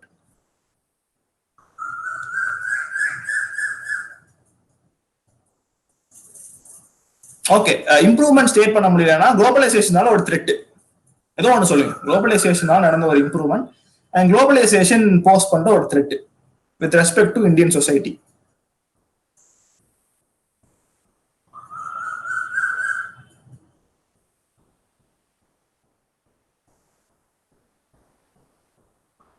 Okay, I'll give you one more clue. Okay, somebody has answered. Threat is culture. Super. Shreyas has given a very good answer. Threat is culture. நம்மளோட tradition and கல்ச்சருக்கு வந்து globalisation ஒரு பெரிய த்ரெட்டா? Because westernization, western concept is very easy to follow, but Indian concept, Indian culture is very difficult to follow. ஒரு shan't, ஒரு shirt pant அழகா போட்டு போயிடலாம். ஒரு வேட்டியோ இல்ல ஒரு சாரி கட்டுறது வந்து it is a very complex process. So right, dressing sense is just one particular part of culture. Culture is very huge. So cultural values it is decreasing. That is a very good point. It's a threat to culture. Okay, any improvements that happened due to globalization? Okay, and improvements, I'll give you one more point. This is how you have to relate the syllabus and study. See, role of women before globalization, role of women after globalization. I want the women to specifically answer this question. Role of women in a society before globalization and role of women in a society after globalization. How it has improved? More opportunities for women. Madhu has given the right answer. Women வந்து education ஆகட்டும், வேலை வாய்ப்பு ஆகட்டும், இது எல்லாத்துக்குமே வந்துட்டு before globalisation they did not allow it because women there is a taboo சொல்ல முடியாது. It is a misconception in India. நிறைய misconception இந்தியன் சொசைட்டில இருக்கு. One of the misconceptions is women cannot do hard tasks. Manufacturing industry மட்டும் இந்தியாவில் இருக்கும்போது women போய் ஒரு மேனுஃபேக்சரிங் இண்டஸ்ட்ரியில ஒர்க் பண்ண முடியாது அப்படின்னு சொல்லி ஒரு ஸ்டீரியோ டைப் பண்ணிட்டு இருந்தாங்க. So women after marriage they were forced to remain as housewives. Now globalization increased in service sector industries. Service sector industry வந்து ஒரு சாஃப்ட் கோர் இண்டஸ்ட்ரியான ஜாப். ஸோ அந்த சாஃப்ட் கோர் இண்டஸ்ட்ரி ஜாஸ்தியான உடனே விமனுக்கான ஆப்பர்ச்சுனிட்டி அங்கே ஜாஸ்தியாக ஆரம்பிச்சிச்சு. அந்த ஸ்டீரியோ டைப் இருந்தாலும் Indian women were led to go and pursue their career as in service sectors. So adu மூலியமா that is a very good example that Madhu has given. So that is one good improvement with respect to globalization. One good improvement. There are lots of improvements also and there are lots of threats also. Okay. Next, social empowerment, communalism, regionalism, secularism. Social empowerment கம்யூனிசம்க்கு அகைன்ஸ்டா வரதுதான். கம்யூனிசம்னா ஒன்றும் இல்லைங்க, ஒரு கம்யூனிட்டியா வாழ்ந்துட்டு இருக்குதான். நம்மளோட caste system is one good example for communism. ரீஜனலிசம்னாலும் அதுதான். தமிழ்நாட்டுல ரீஜனலிசம் ரொம்ப ஜாஸ்தியா இருக்கு. ஒரு நல்ல எக்ஸாம்பிள் என்ன அப்படின்னா, if you are going to north, Kerala, Karnataka, Andhra, Telangana, இந்த தெலுங்கானா, ஆந்திரா இந்த ஏரியாலாம் விட்டுட்டு நீங்க கொஞ்சம் நார்த்ல போனீங்கன்னா இங்க மகாராஷ்டிரா இருக்கும், மத்திய பிரதேஷ் இருக்கும், குஜராத் இருக்கும், ராஜஸ்தான் இருக்கும், பஞ்சாப் இருக்கும், இங்க உத்தராகண்ட், உத்தரப்பிரதேஷ் இருக்கும், இங்க நார்த் ஈஸ்ட் இருக்கும், அஸ்ஸாம், அருணாச்சல் பிரதேஷ், நாகாலாந்து, மிசோரம், மணிப்பூர், மேகாலயா, திரிபுரா, சிக்கிம், அண்ட் இங்க வந்து சத்தீஸ்கர் இருக்கும், ஜார்க்கண்ட் இருக்கும், ஒடிஷா இருக்கும், and here you will have Madhya Pradesh, okay, and Haryana, Himachal Pradesh. I hope I have told everything. The Jammu and Kashmir, Ladakh, இந்த மாதிரி you have different states and different territories. நான் ஏன் இவ்வளவு சொல்றேன் அப்படின்னா, மகாராஷ்டிரால வந்துட்டு they speak Marathi is the local language of Maharashtra. குஜராத்ல they speak Saurashtri, okay. ராஜஸ்தான்ல they speak Rajasthani. அதே மாதிரி பஞ்சாப்ல பஞ்சாபின்னு இருக்கு. ஜம்மு அண்ட் காஷ்மீர்ல வந்து டோக்ரின்னு ஒரு லாங்குவேஜ் இருக்கு, ஓகே. அதே மாதிரி அசாமீஸ்ல போடோன்னு ஒரு லாங்குவேஜ் இருக்கு, அசாம்ல போடோன்னு லாங்குவேஜ் இருக்கு, அசாமீஸ்னு ஒரு லாங்குவேஜ் இருக்கு. அதே போடோ வந்துட்டு சில நார்த் ஈஸ்டர்ன் ஸ்டேட்ஸ்லயும் வந்துட்டு பேசுறாங்க. ஸோ அதே மாதிரி ஒடிஷால வந்து ஒடியான்னு ஒரு லாங்குவேஜ் இருக்கு, ஓகே. அதே மாதிரி மகாராஷ்டிரால வந்து சிந்தின்னு ஒரு லாங்குவேஜ் இருக்கு, சில நேரங்கள் உருது பேசுவாங்க. இதெல்லாம் தவிர்த்து they have very common language that they speak. அதுக்கு பேர் தான் Hindi, okay. Irrespective of having particular local languages, all these people speak Hindi. இப்பவே நம்ம சவுத்துக்கு அப்படியே ஜம்ப் பண்ணி வாங்கல. நம்ம ஊர்ல தமிழ் இருக்கு, இங்க கேரளா இருக்கு, இங்க வந்து கன்னடா இருக்கு, இங்க வந்து தெலுங்கு இருக்கு. தமிழ்நாட்டுல தமிழை தவிர்த்து யாராச்சும் தமிழ் இங்கிலீஷ், இங்க வந்து இங்கிலீஷ் பேசுவாங்க, ஹிந்தி பேசுவாங்க, லோக்கல் லாங்குவேஜ் பேசுவாங்க. நம்ம ஊர்ல பாருங்க, லோக்கல் லாங்குவேஜும் இங்கிலீஷ் தவிர்த்து நான் எதுவுமே பேச மாட்டோம். It is a problem of regionalism. நம்ம இன்னும் வந்து ஹிந்தி எதிர்ப்பு போராட்டம் பண்ணிட்டு தான் இருக்கும், கரெக்டா? சரி, ஒரு ஸ்பியர்ல இருந்து பார்க்கும்போது நமக்கு வந்து அதோட எத்னிசிட்டி போயிடும் சொல்லி நம்ம வந்து என்ன சொல்றோம், தமிழோட எத்னிசிட்டி போயிடும் சொல்லிட்டு we are opposing Hindi. Okay, that is right. Ethnic perspective that is right. But ஒரு இந்தியா வந்து ஒரு செகுலரான ஒரு நாடு, இந்தியா வந்து யூனிட்டரி டைவர்சிட்டியை வந்துட்டு கொண்டாடுற ஒரு நாடு. அப்படி இருக்கும்போது இந்த மாதிரி விஷயத்தை நம்ம வந்து அப்போஸ் பண்ணலாமா அப்படின்ற ஒரு கொஸ்டின் வந்துட்டு it is still unanswered in Tamil Nadu. Okay, so it is due to regionalism. I hope you get my point. அதே மாதிரி செகுலரிசம்னா வந்துட்டு people usually have a misconception between secularism. Secularism is not rejecting religion, secularism is accepting religion. ரிலீஜியனோட டாலரிசம் தான் secularism. எனக்கு மதமே வேண்டாம்னு சொல்றது வந்து எய்த்திசம், செகுலரிசம் கிடையாது. செகுலரிசம்னா எந்த மதமா இருந்தாலும் நான் அக்செப்ட் பண்ணிக்குவேன். India is a secular country, எந்த மதம் மக்கள் இருந்தாலும் நான் அவங்களை ஒரே மாதிரி தான் ட்ரீட் பண்ணுவேன் அப்படின்னு சொல்லி the Indian country and the citizens of India, this is us, we should also be secular in nature. We should be tolerant towards every religion. Okay, it is not necessary we should follow every religion, but we should be tolerant towards every religion. Next is salient features of world's physical geography. World physical geography what is salient features la enna? For example, why Himalayas is only present in India? Okay, answer this question. Why Himalayas is only present in India? Okay, நான் ஏன் Himalayas specific கேட்கறேன்னா, Himalayas young fold mountain. It is one of the youngest fold mountain and Himalayas is still growing. For your kind knowledge, இப்போ நான் பேசிட்டு இருக்க Himalayas is growing. கொஞ்சம் கொஞ்சமா it is growing. அப்படிப்பட்ட ஒரு மவுண்டன் ரேஞ்ச் வந்து நம்ம இந்தியாவில தான் பார்க்குறோம். ஹிமாலயா வந்து it is there in the eastern side of India. Western side of mountain ranges நம்ம ஹிந்து குஷ் மவுண்டன் சொல்லுவோம். ஸோ அது அந்த பாகிஸ்தான் அந்த சைடு இருக்கும். ராஜஸ்தான் பாகிஸ்தான் சைட்ல வந்து ஹிந்து குஷ் மவுண்டன்ஸ் இருக்கும். அண்ட் ஆல்சோ மூவிங் ஆமாப்பா, மூவ் ஆகிறதுனாலதான் வந்து ரைஸ் ஆகுது. And that is also the answer why Himalayas is especially in India. சி ஜியோகிரபியில படிப்பீங்க. ஓகே,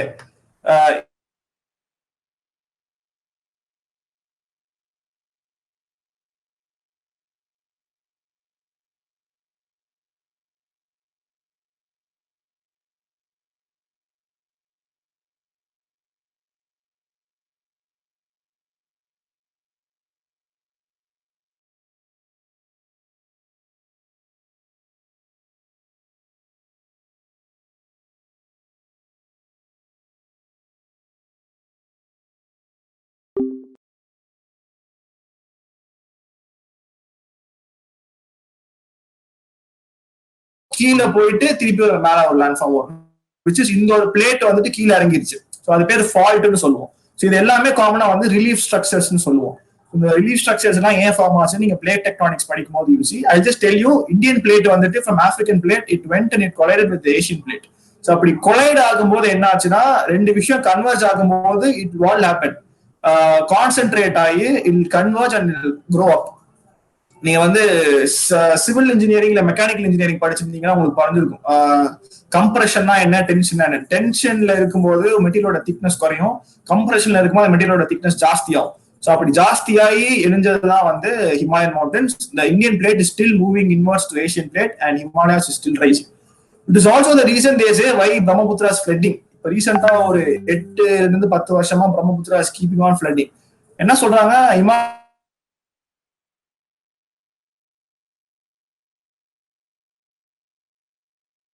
மியாண்ட்ரிங்னா வந்து ரிவர் ஸ்ட்ரைட்டா போயிட்டு இந்த ரிவர் லைட்டா ஆடி ஆகி போடும். இந்த மியாண்ட்ரிங்னால what is happening, there is lots of flooding.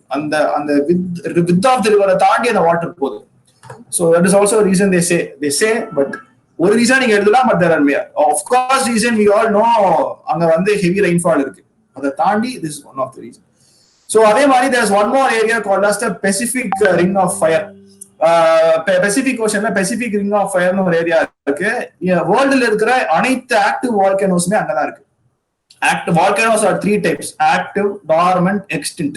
ஆக்டிவ்னா வந்து இப்போ ஒரு 1 month இல்ல 2 month முன்னாடி தான் எரப்ட் ஆயிருக்கும், அந்த active volcano will be keeping on erupting. Dormant அப்படின்னா ஒரு 10 years 15 years வந்து தூங்கிட்டு இருந்திருக்கும், ஆனா எரப்ட் ஆகிற அளவுக்கு அதுக்கான கெப்பாசிட்டி இருக்கு. எக்ஸ்டின்ட் அப்படின்னா இதுக்கப்புறம் அந்த வால்கனோ வந்து எரப்டே ஆகாது. So there are 3 types of volcanoes.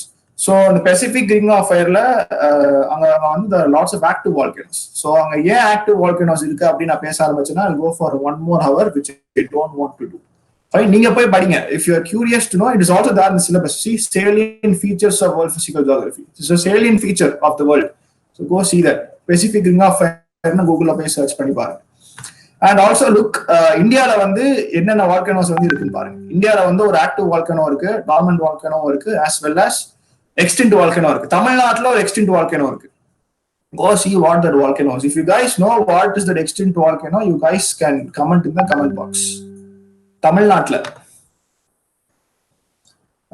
distribution of key natural resources across the world. நம்ம நேத்து வந்து பிரிலிம்ஸ்ல பார்த்திருப்போம் எக்கனாமிக் ஜியோகிராஃபி எப்படி ரிசோர்சஸ் வந்து வேர்ல்ட்ல வந்து டிஸ்ட்ரிபியூட் ஆயிருக்கு அப்படின்றது தான். அதே மாதிரி factors responsible for location of primary secondary and tertiary industrial sectors in various parts of the world. So primary industry agriculture வந்துட்டு ஒரு செக்டர்ல இப்போ நம்ம 10th படிச்சிருக்கோம் ஜியோகிராஃபில காட்டன் வந்து பிளாக் சாயில் தான் வளரும். அதே மாதிரி ஒவ்வொரு கிராப்ஸ் வந்துட்டு ஒவ்வொரு பர்டிகுலர் சாயில் தான் வளரும். அது வந்து எப்படி வந்து டிஸ்ட்ரிபியூட் ஆயிருக்கு, அதனால எப்படி இந்த அக்ரிகல்ச்சர் செக்டர் வந்துட்டு கான்சன்ட்ரேட்டா இருக்குன்றதான் கேட்கிறேன். செகண்டரி செக்டர் அதே மாதிரிதான். அயன் ஓர் வந்து எங்க இருக்கு, சோட்டா நாக்பூர் பிளாட்டூ படிச்சிருப்போம். சோட்டா நாக்பூர் பிளாட்டூ வந்து நம்ம ஜார்க்கண்ட் கிட்ட இருக்கு. ஸோ அங்க வந்து அயன் ஓரோட வளம் ஜாஸ்தியா இருக்கு. That is way we have Tata steel plant there in Jharkhand. Okay, so அதே மாதிரி டெர்ஷரி செக்டர்னா வந்து சர்வீஸ் செக்டர்ஸ் எல்லாம் வந்து இது பண்றதுக்கு we have something called as the golden quadrilateral. அது ஒரு road, golden quadrilateral connects all the metropolitan cities in India. So அப்படி ஒரு ரோடு நம்ம கிட்ட இருக்கு. அதெல்லாம் வந்துட்டு டெர்ஷரி செக்டரோட கான்சென்ட்ரேஷனுக்கு யூஸ் பண்ணும். டெர்ஷரி செக்டர்னா வெறும் ஐடி செக்டர் மட்டும் நினைச்சுக்காதீங்க. All the transportation sectors do also come under tertiary sector, okay, of the various parts of the world including India. So you should know all this.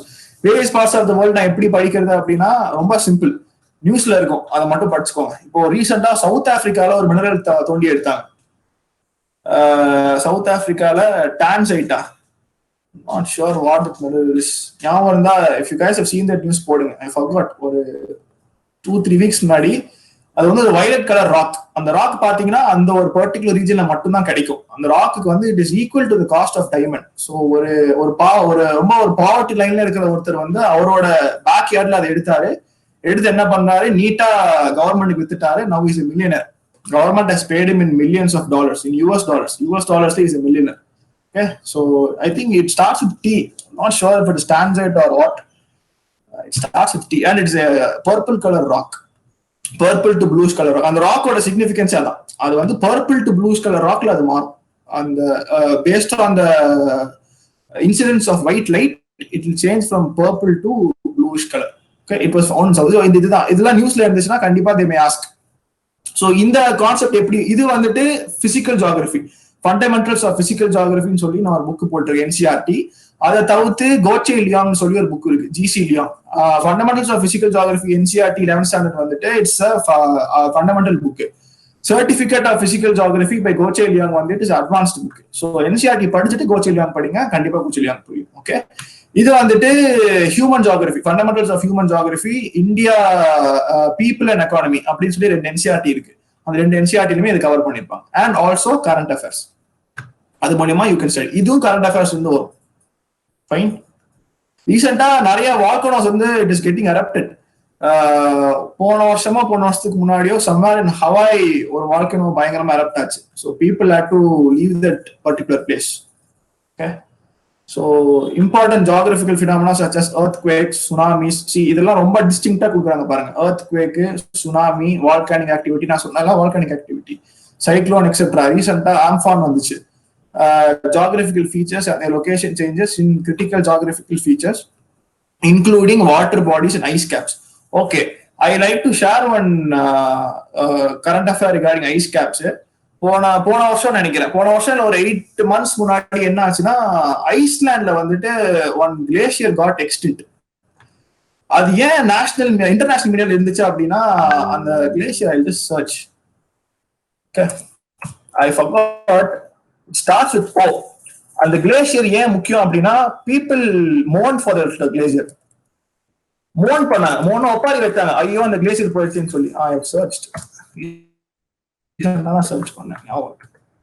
Island glacier funeral. His name is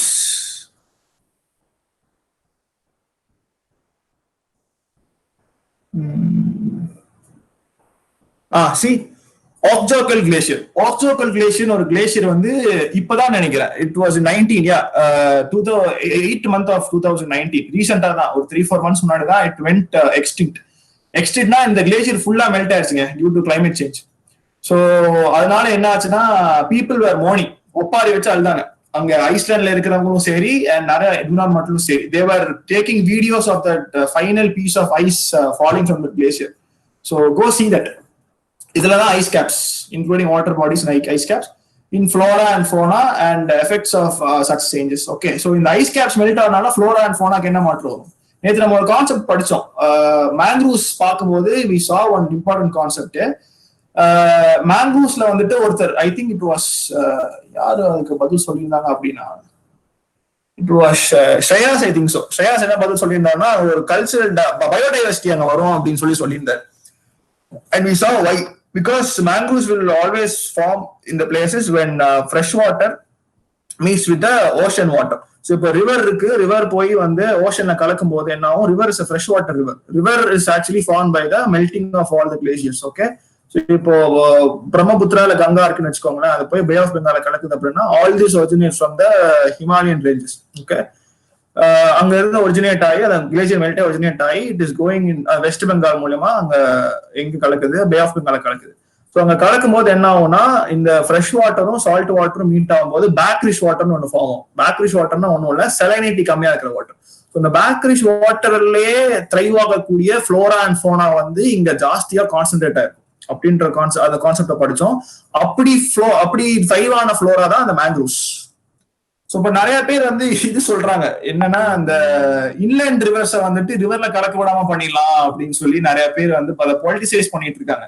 so I don't know what, என்ன மனசாட்சியில அவங்க சொல்றாங்கன்னே தெரியல. If they know the importance of brackish water and importance of mangroves மட்டும் இல்லை, ஒவ்வொரு இடத்துலயும் பேக்ரிஷ் water போய் கலக்கிறதுனால தான் அங்க வந்து ஃபிஷரிஸே வருது.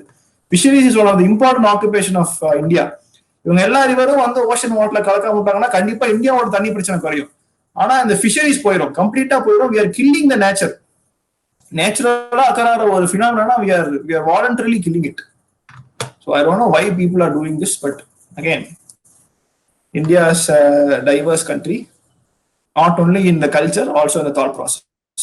So okay, so we have now come to the end of the mains paper, GS paper 1 syllabus. Now we'll quickly look to the question paper. ஏதாச்சும் டவுட் இருக்கா? கொஸ்டின் பேப்பர் ஒரு 20 மினிட்ஸ்ல முடிச்சிடலாம். ஸோ 8:45 8:50 முடிச்சிடலாம். Then will wind up the session. அடுத்த செஷன்ல will see GS paper 2. Is there any doubts pertaining to the syllabus?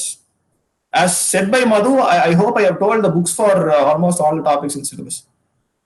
Okay, thank you Mugilan. I said no doubts. I hope others also are having no doubts.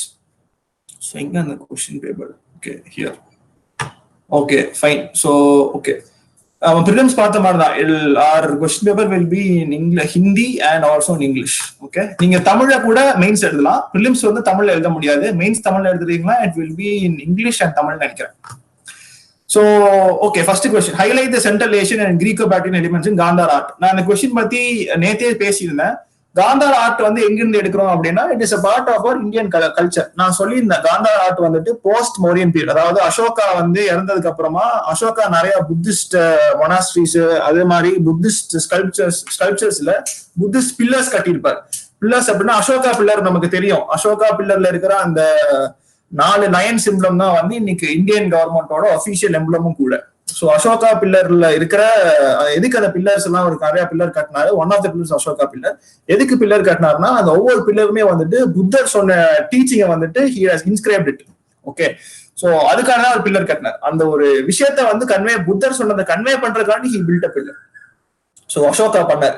So அதை தொடர்ந்து வந்து புத்திசம்ல வந்து நிறைய முக்கியமான developments நடந்துச்சு.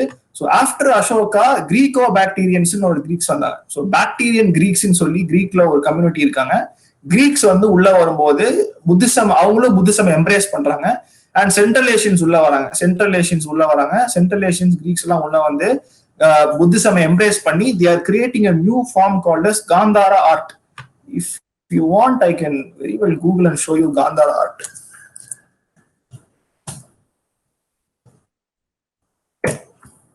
See, when you are doing a Google search, always type this word UPSC.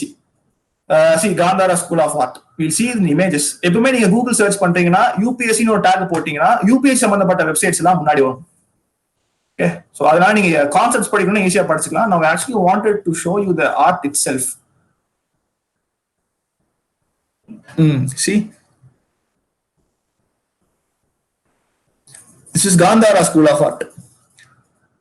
இது ஒரு சிலைங்க, post Mauryan பீரியட்ல பண்ண ஒரு சிலை. It was done by see how இன்ட்ரிகேட்டா they have made all this you see. அவருக்கு பின்னாடி ஒரு இது வச்சிருக்காங்க, அந்த ஒரு என்லைட்டன்மெண்ட் குறிக்கிறதுக்கான ஒரு இது வச்சிருக்காங்க. அதே மாதிரி this is also Gandhara school of art and this is called Mathura school of art. This is இது ஓகே. 3 ஸ்கூல் ஆஃப் ஆர்ட் இருந்துச்சு. போஸ்ட் மௌரியன் பீரியட்ல ஃபார்ம் ஆனதா Mathura school of art, Gandhara school of art. Post Gupta பீரியட்ல ஃபார்ம் ஆனதா வந்துட்டு இந்த கடைசியா இருக்கிற Amaravati school of art. So there are 3 important schools of art in Buddhism. Okay, இது வந்துட்டு it's Gandhara school of art only. Gandhara எங்க இருக்கு அப்படின்னா இப்ப இருக்கிற பாகிஸ்தான்ல தான் காந்தாரா இருக்கு. ஓகேங்களா? ஸோ அங்க ஒரிஜினேட் ஆகி இந்தியா ஃபுல்லா பரவனதான் இந்த Gandhara school of art. Okay, so now I know. So இவங்க என்ன கேட்கறாங்கன்னா ஹைலைட்ஸ் ஆஃப் சென்ட்ரல் ஏஷியா, என்ன மாதிரியான ஹைலைட்ஸ் வந்துட்டு இவங்க இந்த காந்தாரா ஸ்கூல் ஆஃப் ஆர்ட் கொடுத்தாங்க அப்படின்னு சொல்லி. If you look at the picture, you know Greek gods எல்லாமே ரிசெம்பிள் பண்ற மாதிரி தான் இவங்க வந்து இதை வரைச்சிருப்பாங்க. Okay, there will be one statue of Buddha where he is very muscular. Buddha ஒரு பாடி பில்டர் மாதிரி காட்டியிருப்பாங்க. See, this is the one. Okay, open image in new tab. Don't be shocked. ஆமா, இதுக்கு இவங்க ஓப்பன் இமேஜ் நோட் டாப் கொடுக்காம இருந்திருக்கலாம். See how muscular Buddha is. புத்தர் வந்துட்டு ஒரு துறவியா காட்டுல போயிட்டு சாப்பாடு இல்லாம தண்ணி இல்லாம வாழ்ந்தவர். இவனுங்க வந்து மஸ்குலரா வாழ்ந்திருக்காங்க. With symbolically displays Greco elements here. நீங்க கிரீக் காடஸோட ஸ்டாச்சுஸ் பாத்தீங்கன்னா almost every Greek gods will have a very aesthetically built body. For example, இப்ப இருக்கிற நம்ம பாடி பில்டர்ஸ் எல்லாம் என்ன சொல்லுவோம்னா ஒரு மெட்டஃபர் யூஸ் பண்ணுவோம். he or she is looking like Greek god or goddess அப்படின்னு சொல்லி to portray their aesthetics of their body. So அந்த மாதிரி தான் they have made Buddha அந்த சமயத்துல. ஸோ இது வச்சுதான் we are telling it is Greco-Bacterian. இது கூட நீங்க ஒரு இந்த கொஸ்டினுக்கு ஆன்சரா எழுதலாம். ஸோ அவங்க கிரீக் எலிமெண்ட்ஸ் எல்லாமே வந்துட்டு இந்தியன் ஆர்ட் கூட ஜாயின் பண்ணி they have made this sculpture சொல்லி எழுதலாம். So if you are interested to see Greek statues, Google பண்ணி பாருங்க. நிறைய கிரீக் காட்ஸோட ஜூஸ், ஹெர்குலிஸ், அவங்களோட ஸ்டாச்சுஸ் எல்லாம் பாத்தீங்கன்னா பயங்கர மஸ்குலரா இருக்கும். It's one of the elements, one of the highlights. So there are many highlights like this way. This is a common highlight நான் அவங்க கிட்ட சொன்னேன். Okay, we have Great Revolt of 1857 uprising was the culmination of the recurring big and small local rebellions that had occurred in the proceedings 100 years of British rule. Elucidate. So see, look at these words: elucidate, examine, assess, discuss. Okay, அதே மாதிரி வந்து critically analyse இருக்கும். என்யூமரேட்னு ஒரு word இருக்கும். Discuss, enumerate, debate, elaborate. என்யூமரேட்டும் critically analyse இதுல வரலன்னு நினைக்கிறேன். மேபி அடுத்த GS2ல வந்திருக்கலாம். ஓகே, வந்தா பார்ப்போம். So இந்த மாதிரி காமன் வேர்ட் பிளே எல்லாம் UPSC வைப்பாங்க. So you have to understand the demand of the question. You should know what this word elucidate means. அதே மாதிரி what the word what is it? Okay, I forgot. I'll tell you what it is. So இந்த மாதிரி elucidate, debate, அந்த மாதிரி சில word play எல்லாம் UPSC வைக்கும்போது you have to understand what the word actually demands. அதுக்கு ஏத்த மாதிரி தான் you have to present your answer. இந்த ஆன்சரை வந்து நீங்க இப்படிதான் பிரசன்ட் பண்ணணும்னு அவங்க கிட்ட சொல்றான் சிம்பாலிக்கலா. Okay, so this is regarding 1857. Examine the linkages between 19th centuries of Indian Renaissance. So I told Renaissance ன்ற ஒரு கான்செப்ட் வந்துட்டு யூரோப்ல நடந்துச்சு. ஃபியூடலிசம்க்கு அகைன்ஸ்டா வந்துட்டு நடந்த மூவ்மெண்ட்ஸ் எல்லாமே ரினைசன்ஸ்ன்ற பீரியட காஸ் பண்ணுச்சு. அதே மாதிரி 19th centuryல வந்துட்டு என்ன நடந்துச்சுன்னா இந்தியன் ரெனைசன்ஸ். ஸோ இந்த 1857 வந்து 19th century நடந்ததுதான். ஸோ 19th centuryல தான் what happened? We started to take a stand for our national identity. India started to unite as India. அதுக்கு முன்னாடி இந்தியா வாஸ் நாட் இந்தியா. ஒவ்வொரு பர்டிகுலர் ரிலீஜனுமே ஒவ்வொரு செட் ஆஃப் கிங்டம்ஸ் வந்துட்டு rule பண்ணிட்டு இருந்தாங்க. National movement அப்பதான் all of us got united. Not only இப்ப நான் சொல்ற இந்தியா மட்டும் இல்ல, பாகிஸ்தான், பங்களாதேஷ் அண்ட் இந்தியா, இந்த 3 பேரும் வந்து இந்தியா அப்படின்ற ஒரு குரல் கொடுத்தோம். ஸோ அதுக்கப்புறமா வந்து British did the concept of divide and conquer எல்லாம் பண்ணானுங்க. அதனாலதான் நமக்கும் முஸ்லிம்ஸ்க்கும் ஒரு பெரிய சண்டை வந்துச்சு. Then Muslims demanded new country for themselves. Then Khilafat ஒரு மூவ்மெண்ட் வந்துச்சு. Khilafat movement I think Sikhs demanded a new country. Sikhs Punjabs. Okay, so ஒரு காலத்துல even they were demanding a separate country. இப்போ நம்ம டிமாண்ட் பண்ணிட்டு இருக்கோம் தமிழ்நாடு தனி நாடா ஆக்குங்கன்னு சொல்லிட்டு. It is a part of India. So அதுதான் கேட்கறாங்க, அந்த நேஷனல் மூவ்மெண்ட் பத்தி தான் கேட்கறாங்க. So they are asking in terms of Indian renaissance. இது எப்படி இந்தியன் ரினைசன்ஸ் சொல்றீங்க அப்படின்னு சொல்லி they're asking. Okay, next, assess the impact of global warming in coral reef system. Okay, see நீங்க இந்த குளோபல் வார்மிங் படிச்சோன்னா இந்த ஜியோகிராபி கொஸ்டின் நினைச்சிடக்கூடாது. நம்ம வந்து என்விரான்மெண்டல் இம்பாக்ட்ஸ் பத்தி நம்ம படிச்சோம். எங்க சிலபஸ்ல படிச்சோம் அப்படின்னா, see, it is clearly stated critical geographical features including water bodies and ice caps and flora and fauna and the effects of such changes. So water bodies, coral reefs அப்படின்றது it's a part of the water body. இந்த கோரல் reefs வந்துட்டு ஒரு phenomena நடக்கும், bleaching phenomena. அந்த coral reef வந்து ஒரு particular environment தான் இல் thrive, அப்படி இல்லைன்னா it will not thrive. So அந்த பர்டிகுலர் என்விரான்மெண்ட் வந்து கிளைமேட் சேஞ்ச்னால மாறும். ஸோ அதனாலதான் குளோபல் வார்மிங்னால அந்த என்விரான்மெண்ட் மாறுது. மாறும்போது கோரல் ப்ளீச்சிங் நடந்துச்சுன்னா கோரல் வந்துட்டு ஒரு பர்டிகுலர் அமௌண்ட் ஆஃப் ஒரு என்ன சொல்லுவாரு மைக்ரான் லெவல்ல சில பார்ட்டிகல்ஸ் தான் ஸ்டார்ட் டு ரிலீஸ். இந்த பார்ட்டிகல்ஸ் எல்லாம் ரிலீஸ் ஆச்சுன்னா corals will start losing it's life. அதே மாதிரி சுத்தி இருக்கிற aquatic animals also will start losing it's life. அதான் இங்க கேட்டிருக்காங்க. So how does global warming affect this அப்படின்னு சொல்லிட்டு they are asking with an example. See, you have to note this. இந்த with an example நீங்க எழுதணும் அப்படின்னா what you should do, you should read newspaper. current affairs தெரிஞ்சாதான் you can quote an example. current affair தெரியலனா you cannot quote an example. நீங்க வந்து 1960ஸ்லயோ இல்ல வந்து ஆதி காலத்து எக்ஸாம்பிள் கோட் பண்ணீங்கன்னா எக்ஸாமினருக்கு தெரியாது. See, அதுதான் இங்க ஹைலைட். நீங்க கரண்ட் அஃபேர்ஸ் கோட் பண்ணீங்கன்னா பேப்பர் திருத்துறவனுக்கும் ஓகே இப்படி ஒரு எக்ஸாம்பிள் நடந்திருக்கு, கரண்ட் அஃபேர்ஸ் நடந்திருக்குன்னு தெரிஞ்சா மார்க் போடுவாங்க. நீங்க வந்து இல்ல நான் கரண்ட் அஃபேர்ஸ் படிக்க மாட்டேன், எனக்கு வந்து கோர் சப்ஜெக்ட்லயே புக்லயே எக்ஸாம்பிள் கொடுத்துருப்பான், எப்போ அந்த எக்ஸாம்பிள் கொடுத்துருப்பான், அதை எடுத்து கோட் பண்ணீங்கன்னா கண்டிப்பா எக்ஸாம்பிளுக்கு அந்த எக்ஸாம்பிள் தெரியாது, ஒரு ஃபேக் எக்ஸாம்பிள் கொடுக்குறேன்னு சொல்லி ஸ்ட்ரைக் அவுட் பண்ணிட்டு போயிடுவாங்க. So B vigilant while you are reading current affairs. Discuss the causes of depletion of mangroves. See, causes of depletion இப்பதான் நான் சொன்னேன் இந்த மாதிரி ecological flow of river. அதுக்கு பேர் ecological flow of river. ecological flow of river வந்துட்டு disrupt ஆச்சுன்னா backwash water form ஆகாது, backwash water form ஆகணும்னா mangroves form ஆகாது. One of the concepts. அதே மாதிரி deforestation நிறைய நடக்குது mangroves-ல. அதே மாதிரி explain their importance in maintaining coastal ecology. coastal ecology maintain பண்றதுக்கு எவ்வளவு முக்கியம்னு சொல்லி கேட்கிறேன்.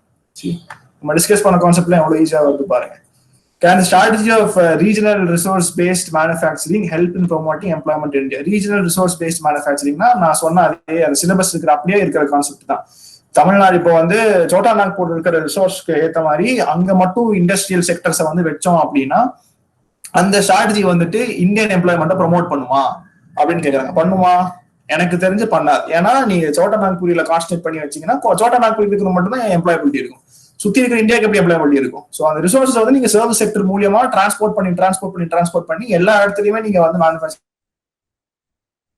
பிளான் வச்சாதான் எம்ப்ளாயபிலிட்டி வந்து அட்ரஸ் பண்ண முடியும். Okay, this is my opinion. You guys might have a different sphere of thinking. Discuss the factors for localization of agro-based food processing industries for Northwest India. Northwest India இந்த side agro-based food processing industry பத்தி கேட்கறாங்க. Primary sector அவன் பேசியிருக்கோம், primary sector வந்துட்டு சிலபஸ்ல அதை பத்தி கேட்டிருக்காங்க. Next, what makes Indian society unique in sustaining the culture? Discuss. C, நான் கேட்டேன்ல குளோபலைசேஷனோட ஒன் ஆஃப் த த்ரெட் ஒருத்தர் சொல்லியிருந்தாரு கல்ச்சருக்கு ஒரு த்ரெட் அப்படின்னு சொல்லிட்டு. That's a question. What makes Indian society unique in sustaining its culture அப்படின்னு சொல்லிட்டு. Apart from globalization and not westernization, India does not comply with westernization. India is now facing just pseudo westernization. பாதி westernization. We are only half westernized. We are still remaining Indian. அதனாலதான் பிரச்சனையே. ஒன்னா எல்லாரும் westernisation follow பண்ணியிருந்தாங்கன்னா Indian society இன்னைக்கு கொஞ்சம் பீஸ்ஃபுல்லா இருந்திருக்கும். நம்ம பாதி இந்தியனா இருக்கோம், பாதி வெஸ்டர்னா இருக்கோம், நமக்கே தெரியல. It's between a fight of our consciousness and subconsciousness. We don't know which side to stand and which side to choose. So anyways, coming back, what makes Indian society unique in sustaining its culture? ரொம்ப bleak-ஆன ஒரு statement இது. வந்து நீங்க only if you have a holistic knowledge about Indian society, current issues of Indian culture, how Indian people are reacting to these cultural changes தெரிஞ்சா மட்டும்தான் you can discuss certain things we discussed earlier. அது கூட நீங்க add பண்ணிக்கலாம். Empowering, see, I told you about women empowerment. எப்படி கேள்வி கேட்பாங்க? Empowering women is the key to control population growth. Discuss. இந்த மாதிரி ஸ்டேட்மெண்ட் தான் கொடுப்பாங்க almost every question paper. Women empowerment, women organisation எல்லாமே வந்து ஒரு ஸ்டேட்மெண்ட் கொடுத்து டிஸ்கஷன் கேட்டுருவாங்க. ரொம்ப இன்டெப்தா போக மாட்டாங்க.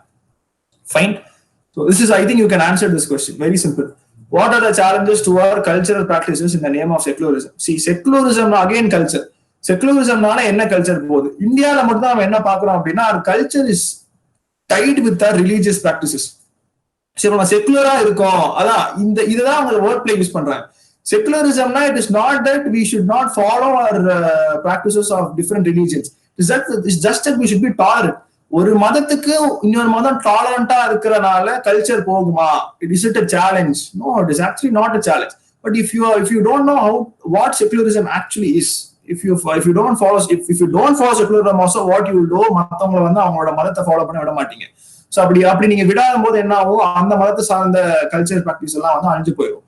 ஸோ அது ஒரு சேலஞ்ச் தான். இன்ஃபேக்ட் இன்னொரு இடத்துல சொல்ல, நீங்க உண்மையிலே செகுலரா இருந்தீங்க அப்படின்னா your religion will also grow, others religion will also grow. Okay, so அதை வச்சு you can easily answer. Next important question is that many voices had strengthened and enriched the nationalistic movement during the Gandhian phase. Okay, Gandhian phase ஒன்றும் இல்லைங்க. After the entrance of inception of Mahatma Gandhi into national movement. Elaborate. See, if you see, the first 10 questions are of 150 words and 10 mark. Okay, next 10 questions are of 250 words and 15 marks. So 10 marks 10 questions is 100, 15 marks 10 questions is 150, டோட்டலா 250 marks. Okay, அழகா பிரிச்சு கொடுத்துரும் உங்களுக்கு, அந்த கவலையே வேணாம். முதல் 10 question 10 mark, அடுத்த 10 question 15 mark. Next, assess the role of British imperial power in complicating the process of transfer of power during 1940. Transfer of பவர்னா, நம்ம வந்து தனி நாடா நம்ம ஒரு பொலிட்டிக்கல் சிஸ்டம் எஸ்டாப்ளிஷ் பண்றதுக்கு பிரிட்டிஷ் பேர்ல இருந்த அந்த பவரை வந்து இந்தியா கொடுத்துட்டு போகும். அதை கொடுக்கும் போது நடந்த காம்ப்ளிகேட்டிங் ப்ராசஸ் என்ன? ஃபர்ஸ்ட் காம்ப்ளிகேட்டிங் ப்ராசஸ், நம்ம எல்லாத்துக்கும் தெரிஞ்ச ஒரு காம்ப்ளிகேட்டிங் ப்ராசஸ் இருக்கு. என்னன்னு சொல்லுங்க பார்ப்போம். சாரி, எல்லாத்துக்கும் தெரிஞ்ச ஒரு காம்ப்ளிகேட்டிங் ப்ராசஸ் இருக்கு. என்னன்னு சொல்லுங்க. 1940ல இந்தியாவுக்கு வந்து ஒரு கவர்மெண்ட்டை கொடுத்துட்டு போகும்போது அரசியல் அமைப்பு, கான்ஸ்டிடியூஷன்லாம் காம்ப்ளிகேட்டிங் ப்ராசஸே இல்லப்பா. நம்ம ஆளுங்க ஈஸியா என்ன பண்ணாங்க, யுஎஸ்ஏல இருந்து ஃபண்டமெண்டல் ரைட்ஸ், இத்தாலியில இருந்து ரஷ்யால இருந்து டிபிஎஸ்பி அண்ட் ஃபண்டமெண்டல் டியூட்டிஸ், அந்த மாதிரி நம்ம எடுத்து போட்டு கான்ஸ்டிடியூஷன் முடிச்சிட்டோம். Constitution was not a challenge. Dominion status. Okay, Dominion status கொஞ்சம் இன்னும் விலாவரியா சொல்லுங்க. இது ஒரு காம்ப்ளெக்ஸான ஒரு topic. Shreyas has said.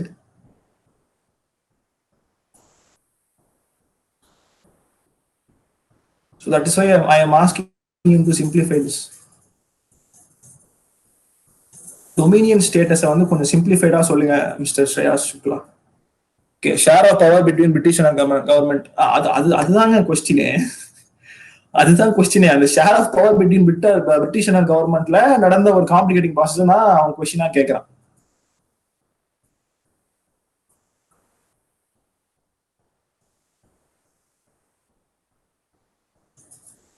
Dominion status was actually the challenge. It was asked in the question itself. So it was obvious that there was something between sharing of power between British and our government. அதுல ஒரு முக்கியமான ஒரு complicating process வந்து பிரிட்டிஷ்காரனே உருவாக்கிட்டு போனான். நான் முன்னாடியே சொன்னேன், British did something called as divide and conquer. அந்த டிவைட் அண்ட் கான்கர்னால ஒரு விஷயம் நடந்துச்சு. அது என்ன விஷயம்? டிவிஷன் ஆஃப் ஸ்டேட்ஸ் இல்லப்பா. டிவிஷன் ஆஃப் ஸ்டேட்ஸ் வந்து இவரு பண்ண பார்ட்டிஷன். ஸ்ரேயா சொல்லிட்டாரு.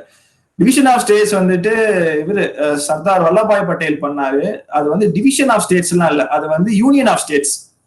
நம்ம ஸ்டேட்டை டிவைட் பண்ணல, டிவைடா இருந்த ஸ்டேட்ஸ் எல்லாம் வந்து நம்ம ஒண்ணு சேர்த்தோம். நிறைய பேர் ப்ராவின்சஸ் வச்சிருந்தாங்க. அந்த ப்ராவின்சஸ் எல்லாம் வந்து சர்தார் வல்லபாய் பட்டேல் போய் ஒண்ணு சேர்த்தாரு. That is why we call him the Iron Man of India. Okay, Shreyas has given the right. This is partition.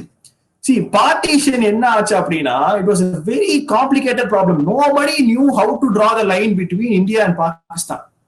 So ராட்க்ளிஃப்னு ஒருத்தரை கூப்பிட்டாங்க இதுக்குன்னே. இந்தியா பத்தி ஒண்ணுமே தெரியாத ஒரு ஆளு, பிரிட்டன்ல இருந்து வருவாரு. அவர் வந்து லா படிச்ச ஒரு மனுஷன். அவரை கூப்பிட்டு வந்து பார்ட்டிஷன் பண்ணி கொடுக்கின்ற ஒரு பேப்பர் பெண்ணை வச்சு கதை கோடு போட்டு போயிருவாரு. சோ பார்ட்டிஷன்ல பல பிரச்சனை நடந்துச்சு. உங்களுக்கே தெரியும், பஞ்சாப் 2ஆ பிரிய வேண்டியது போச்சு. இப்ப கூட ஒரு பிரிட்ஜ் கட்டினாங்க. ஏன் அப்படின்னா, பஞ்சாப்ல இருக்கிறவங்க மேக்சிமம் வந்து சீக்ஸோட ரிலீஜியஸ் சைட் வந்துட்டு பாகிஸ்தான் இருக்கிற பஞ்சாப்ல இருக்கு, இந்தியாவில் இருக்கிற பஞ்சாப்ல இல்ல. சோ வாகா பார்டர் வந்து கிராஸ் பண்ணி போக முடியாது. எல்லாம் வந்துட்டு பைனாகுலர்ஸ் வச்சு பாப்பாங்களாம். இப்போ அந்த பிரிட்ஜ் கட்டினதுக்கு அப்புறம் என்ன பண்ணாங்க, அந்த பிரிட்ஜ் யூஸ் பண்ணி they are able to visit their religious site. Okay. So அதே மாதிரி என்ன ஆச்சு, பார்ட்டிஷன் பண்ணும்போது ரெண்டு பேர்த்துக்கும் சரியான சண்டை. பஞ்சாபை வெட்டிட்டாங்க, அதாவது ஒரு கேஸ். அதே மாதிரி பாகிஸ்தான் சொன்னாங்க பஞ்சாப் ஃபுல்லா எனக்கு வேணும், இந்தியா சொன்னாங்க இல்ல பஞ்சாப் ஃபுல்லா எனக்கு வேணும். சோ ட்ரெயின் மூலியமா தான் பீப்புள் வர் சென்ட். சோ பாகிஸ்தான்ல இருந்து இந்தியாவுக்கு வந்த ட்ரெயின் எல்லாம் பாத்தீங்கன்னா it was all full of dead bodies. ரத்த ஆறுல வந்துச்சா ட்ரெயின். என்ஜின் டிரைவரை மட்டும் அவங்க உசுரோட விட்டுருக்காங்க. அதுக்கப்புறம் அந்த கம்பார்ட்மெண்ட்ல இருந்த எல்லாரும் they were killed, brutally murder. So அதெல்லாம் it was very big threat. அந்த ஒரு பிரச்சனையை சால்வ் பண்றதுக்கே பிரிட்டிஷ்க்கு போதும் ஆச்சு. So it's a very big complicating process during the transfer of power. Okay, I mean there are many process. This is something very common. இது வந்து நீங்க இது ஹேராம், கமல்ஹாசனுடைய ஹேராம் படம் பார்த்திருந்தீங்கன்னா உங்களுக்கு இந்த ப்ராசஸ் ரொம்ப அழகா காட்டியிருப்பான். கமல்ஹாசனோட ஹேராம் ஃப்ரீயா இருக்கும்போது பாருங்க. நேஷனல் மூவ்மெண்ட் பத்தி நிறைய விஷயங்கள் நீங்க அந்த படத்துல இருந்து கத்துக்கலாம். Explain how the foundations of modern world were laid by the American and French Revolution.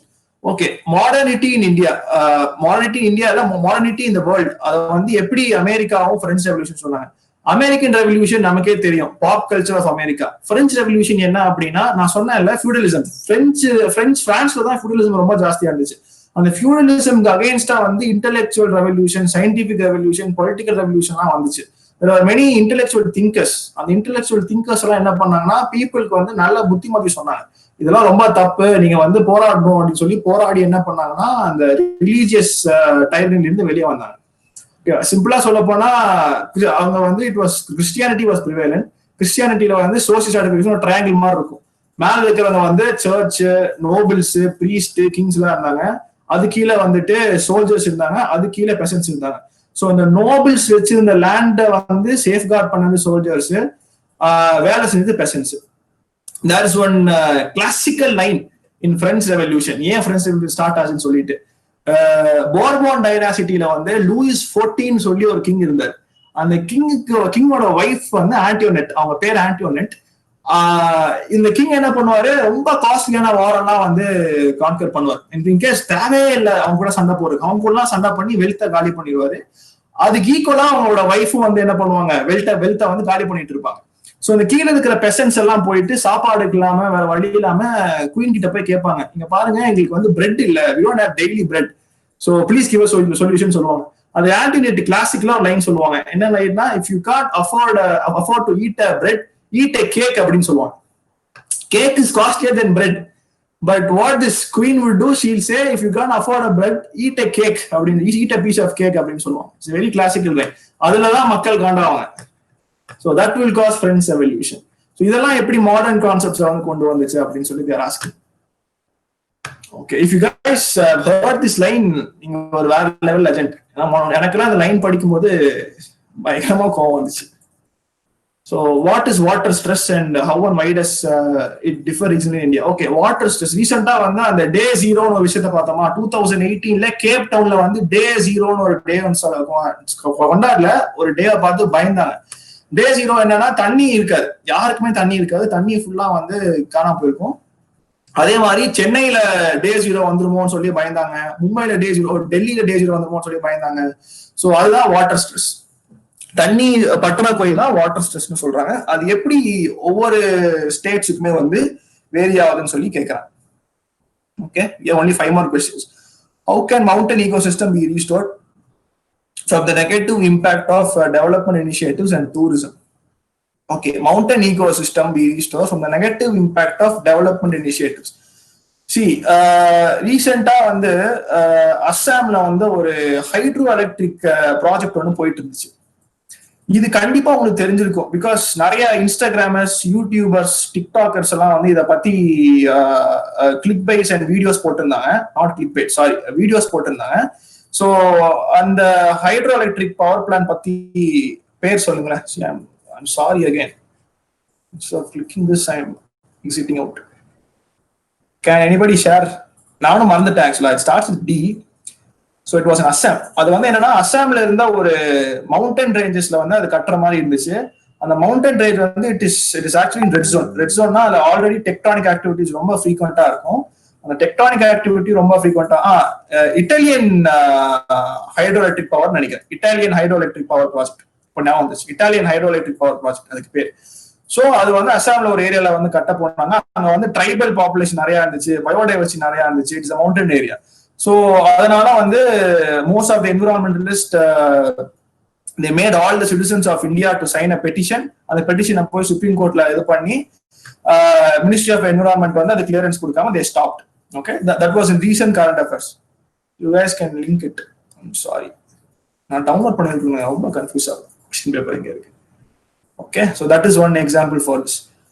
அந்த அதாவது hydroelectric power plant is actually a development initiative, but what is happening? It is actually spoiling the ecosystem of the mountain. நான் சொன்ன மாதிரி tribals also are a part of the ecosystem. You should consider them also as human beings. Next, tourism உங்களுக்கே தெரியும், very common example. நம்ம டூரிஸ்ட்னு சொல்லி சும்மா அங்க சுத்த போவோம், ஆனா எதெல்லாம் பண்ணக்கூடாதோ எல்லாம் பண்ணி வச்சுட்டு வந்துருவோம். Will pollute it and come and it will be a threat to the ecosystem. How is efficient and affordable urban mass transport key to the rapid economic development of India? Okay, efficient and affordable urban mass transport. Urban mass transport அப்படின்னா வந்து அவங்க public டிரான்ஸ்போர்ட்டை தான் சொல்றாங்க. So they are talking about the tertiary sector, which is the transportation sector. So இப்போ ரீசெண்டா வந்து இது பண்ணாங்கல்ல, Salem to Chennai highway expressway ஒன்று. எக்ஸ்பிரஸ் வே கட்டும் போது we raised environmental concerns and அதுக்கப்புறம் கவர்மெண்ட் அதை பண்ண மாட்டோம் அப்படின்னு சொன்னாங்க. ஸோ அதே மாதிரி there are many road projects that are being halted. So அதனால வந்து ரேபிட் எக்கனாமிக் டெவலப்மெண்ட் இந்தியாவுக்கு வந்து அது எப்படி எஃபெக்ட் ஆகுது அப்படின்னு சொல்லி கேட்குறாங்க. ஓகே, இது வந்து தமிழ்நாட்டில இருந்தனால கேட்கறாங்கன்னு நீங்க நினைச்ச கூடாது. தமிழ்நாடு மாதிரி நிறைய ஸ்டேட்ஸ் வந்து அந்த மாதிரி ரோட் கன்ஸ்ட்ரக்ஷன் ப்ராஜெக்ட்ஸ் எல்லாம் பண்ண ஆரம்பிச்சாங்க. எல்லாத்துக்குமே வந்து நம்ம வந்து வேணான்னு சொன்னோம். பிகாஸ் இவங்க ப்ராஜெக்ட் போட்டாலே வந்து அது ஏதோ ஒரு மலை உச்சியில தான் ஏறி இறங்குற மாதிரி போடுவாங்க, மலையை வெட்டி ஆகணும், இல்லை ஒரு காட்டுக்குள்ளதான் போடுவாங்க, காட்டை அடிச்சோம். ஸோ அது வழியே இல்லை. How do இதெல்லாம் வந்து நீங்க threat to sustainable development போடலாம். You can quote these incidents. இந்த மாதிரி most of the projects in this country are interfering with the natural ecosystem of the country. Therefore, it is a threat. It is also, என்ன சொல்றது, threat to sustainable development goals எழுத முடியாது. I'm not getting words, so I'm using threat. So if you get some good vocabulary, you can use that. So அந்த sustainable development goals இருந்து நம்ம achieve பண்றதை தடுத்து நிறுத்துது இந்த ப்ராஜெக்ட்ஸ் எல்லாம். சஸ்டைனபிள் டெவலப்மெண்ட் கோல்ஸ்னா என்விரான்மெண்ட் டிகிரேட் பண்ணாம டெவலப் பண்றதுதான் sustainable development goals. So sustainable development goals எல்லாம் வந்து இதை தடுத்து நிறுத்துதுன்னு சொல்லி you can quote and you can write an answer. So yesterday I gave you a task. Go to United Nations website and see all the sustainable development goals அப்படின்னு சொல்லி, not a task, I asked you to do. எதுக்கு அப்படின்னா அது சம்மந்தப்பட்டு எப்படியும் question வந்துட்டே இருக்கும். So you will be easily able to link. நீங்க பார்த்துருந்தீங்கன்னா இன்னைக்கு கமெண்ட் செக்ஷன்ல போட்டிருப்பீங்க இந்த மாதிரி இந்த கொஸ்டின் இப்படி ஆன்சர் பண்ணலாம் அப்படின்னு சொல்லிட்டு. But I think you guys have seen it and you're not commenting, or I don't know if you guys haven't seen it. But anyways, if you have not seen it, go see it today. How do ocean currents and water masses differ in their impacts on marine life and coastal environment? Give suitable examples. Ocean currents and water masses. Ocean currents and water masses வந்து oceanography-ல படிப்பீங்க, and its impact on marine life and coastal environment பத்தி கேட்டிருக்காங்க with suitable examples. Examples you can take it from current affairs. This you can go from geography. Do we have cultural pockets of small India all over the nation? Elaborate with example. Cultural pockets of India வந்து it is a part of regionalism and cultural identity and ethnicity-ய வந்து காப்பாற்றணும் அப்படின்ற மாதிரியும் ரீஜனலிசத்துக்காண்டியும் cultural pockets of small இந்தியான்றத சொல்றாங்க. ஒரு best example என்னன்னு பாத்தீங்கன்னா வந்து அசாம் சிஏஏ ப்ரொடெஸ்ட் ரீசெண்டா நடந்துச்சு.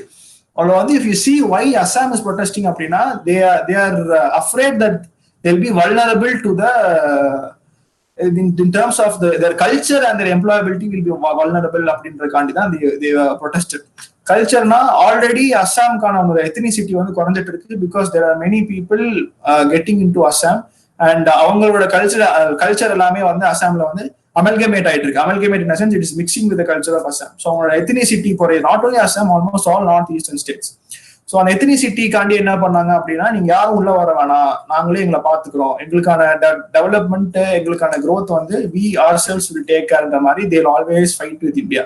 India in a sense the mainland of the rest part of India. So CAA அதே தான் ஆச்சு. சிஏ என்ன சொன்னோம், பங்களாதேஷ் நாட் பங்களாதேஷ், நேபாள், பூட்டான்ல இருந்து எல்லாம் எங்க வருவாங்கன்னா ஸ்ட்ரெயிட்டா வந்து அசாம் தான் வருவாங்க. அதே மாதிரி பங்களாதேஷ்ல இருந்து வருவாங்க.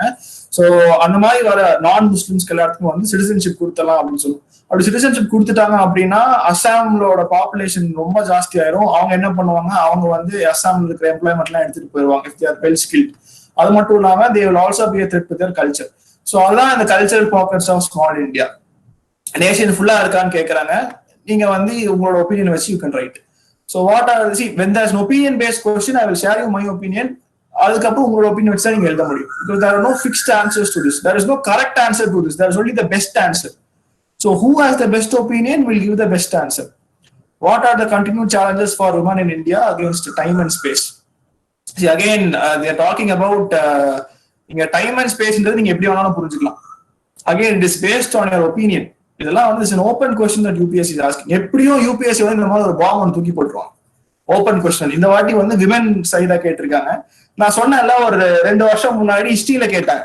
So what happens, what would have happened to the Indian national movement without the presence of Mahatma Gandhi ன்னு சொல்லி they asked in history.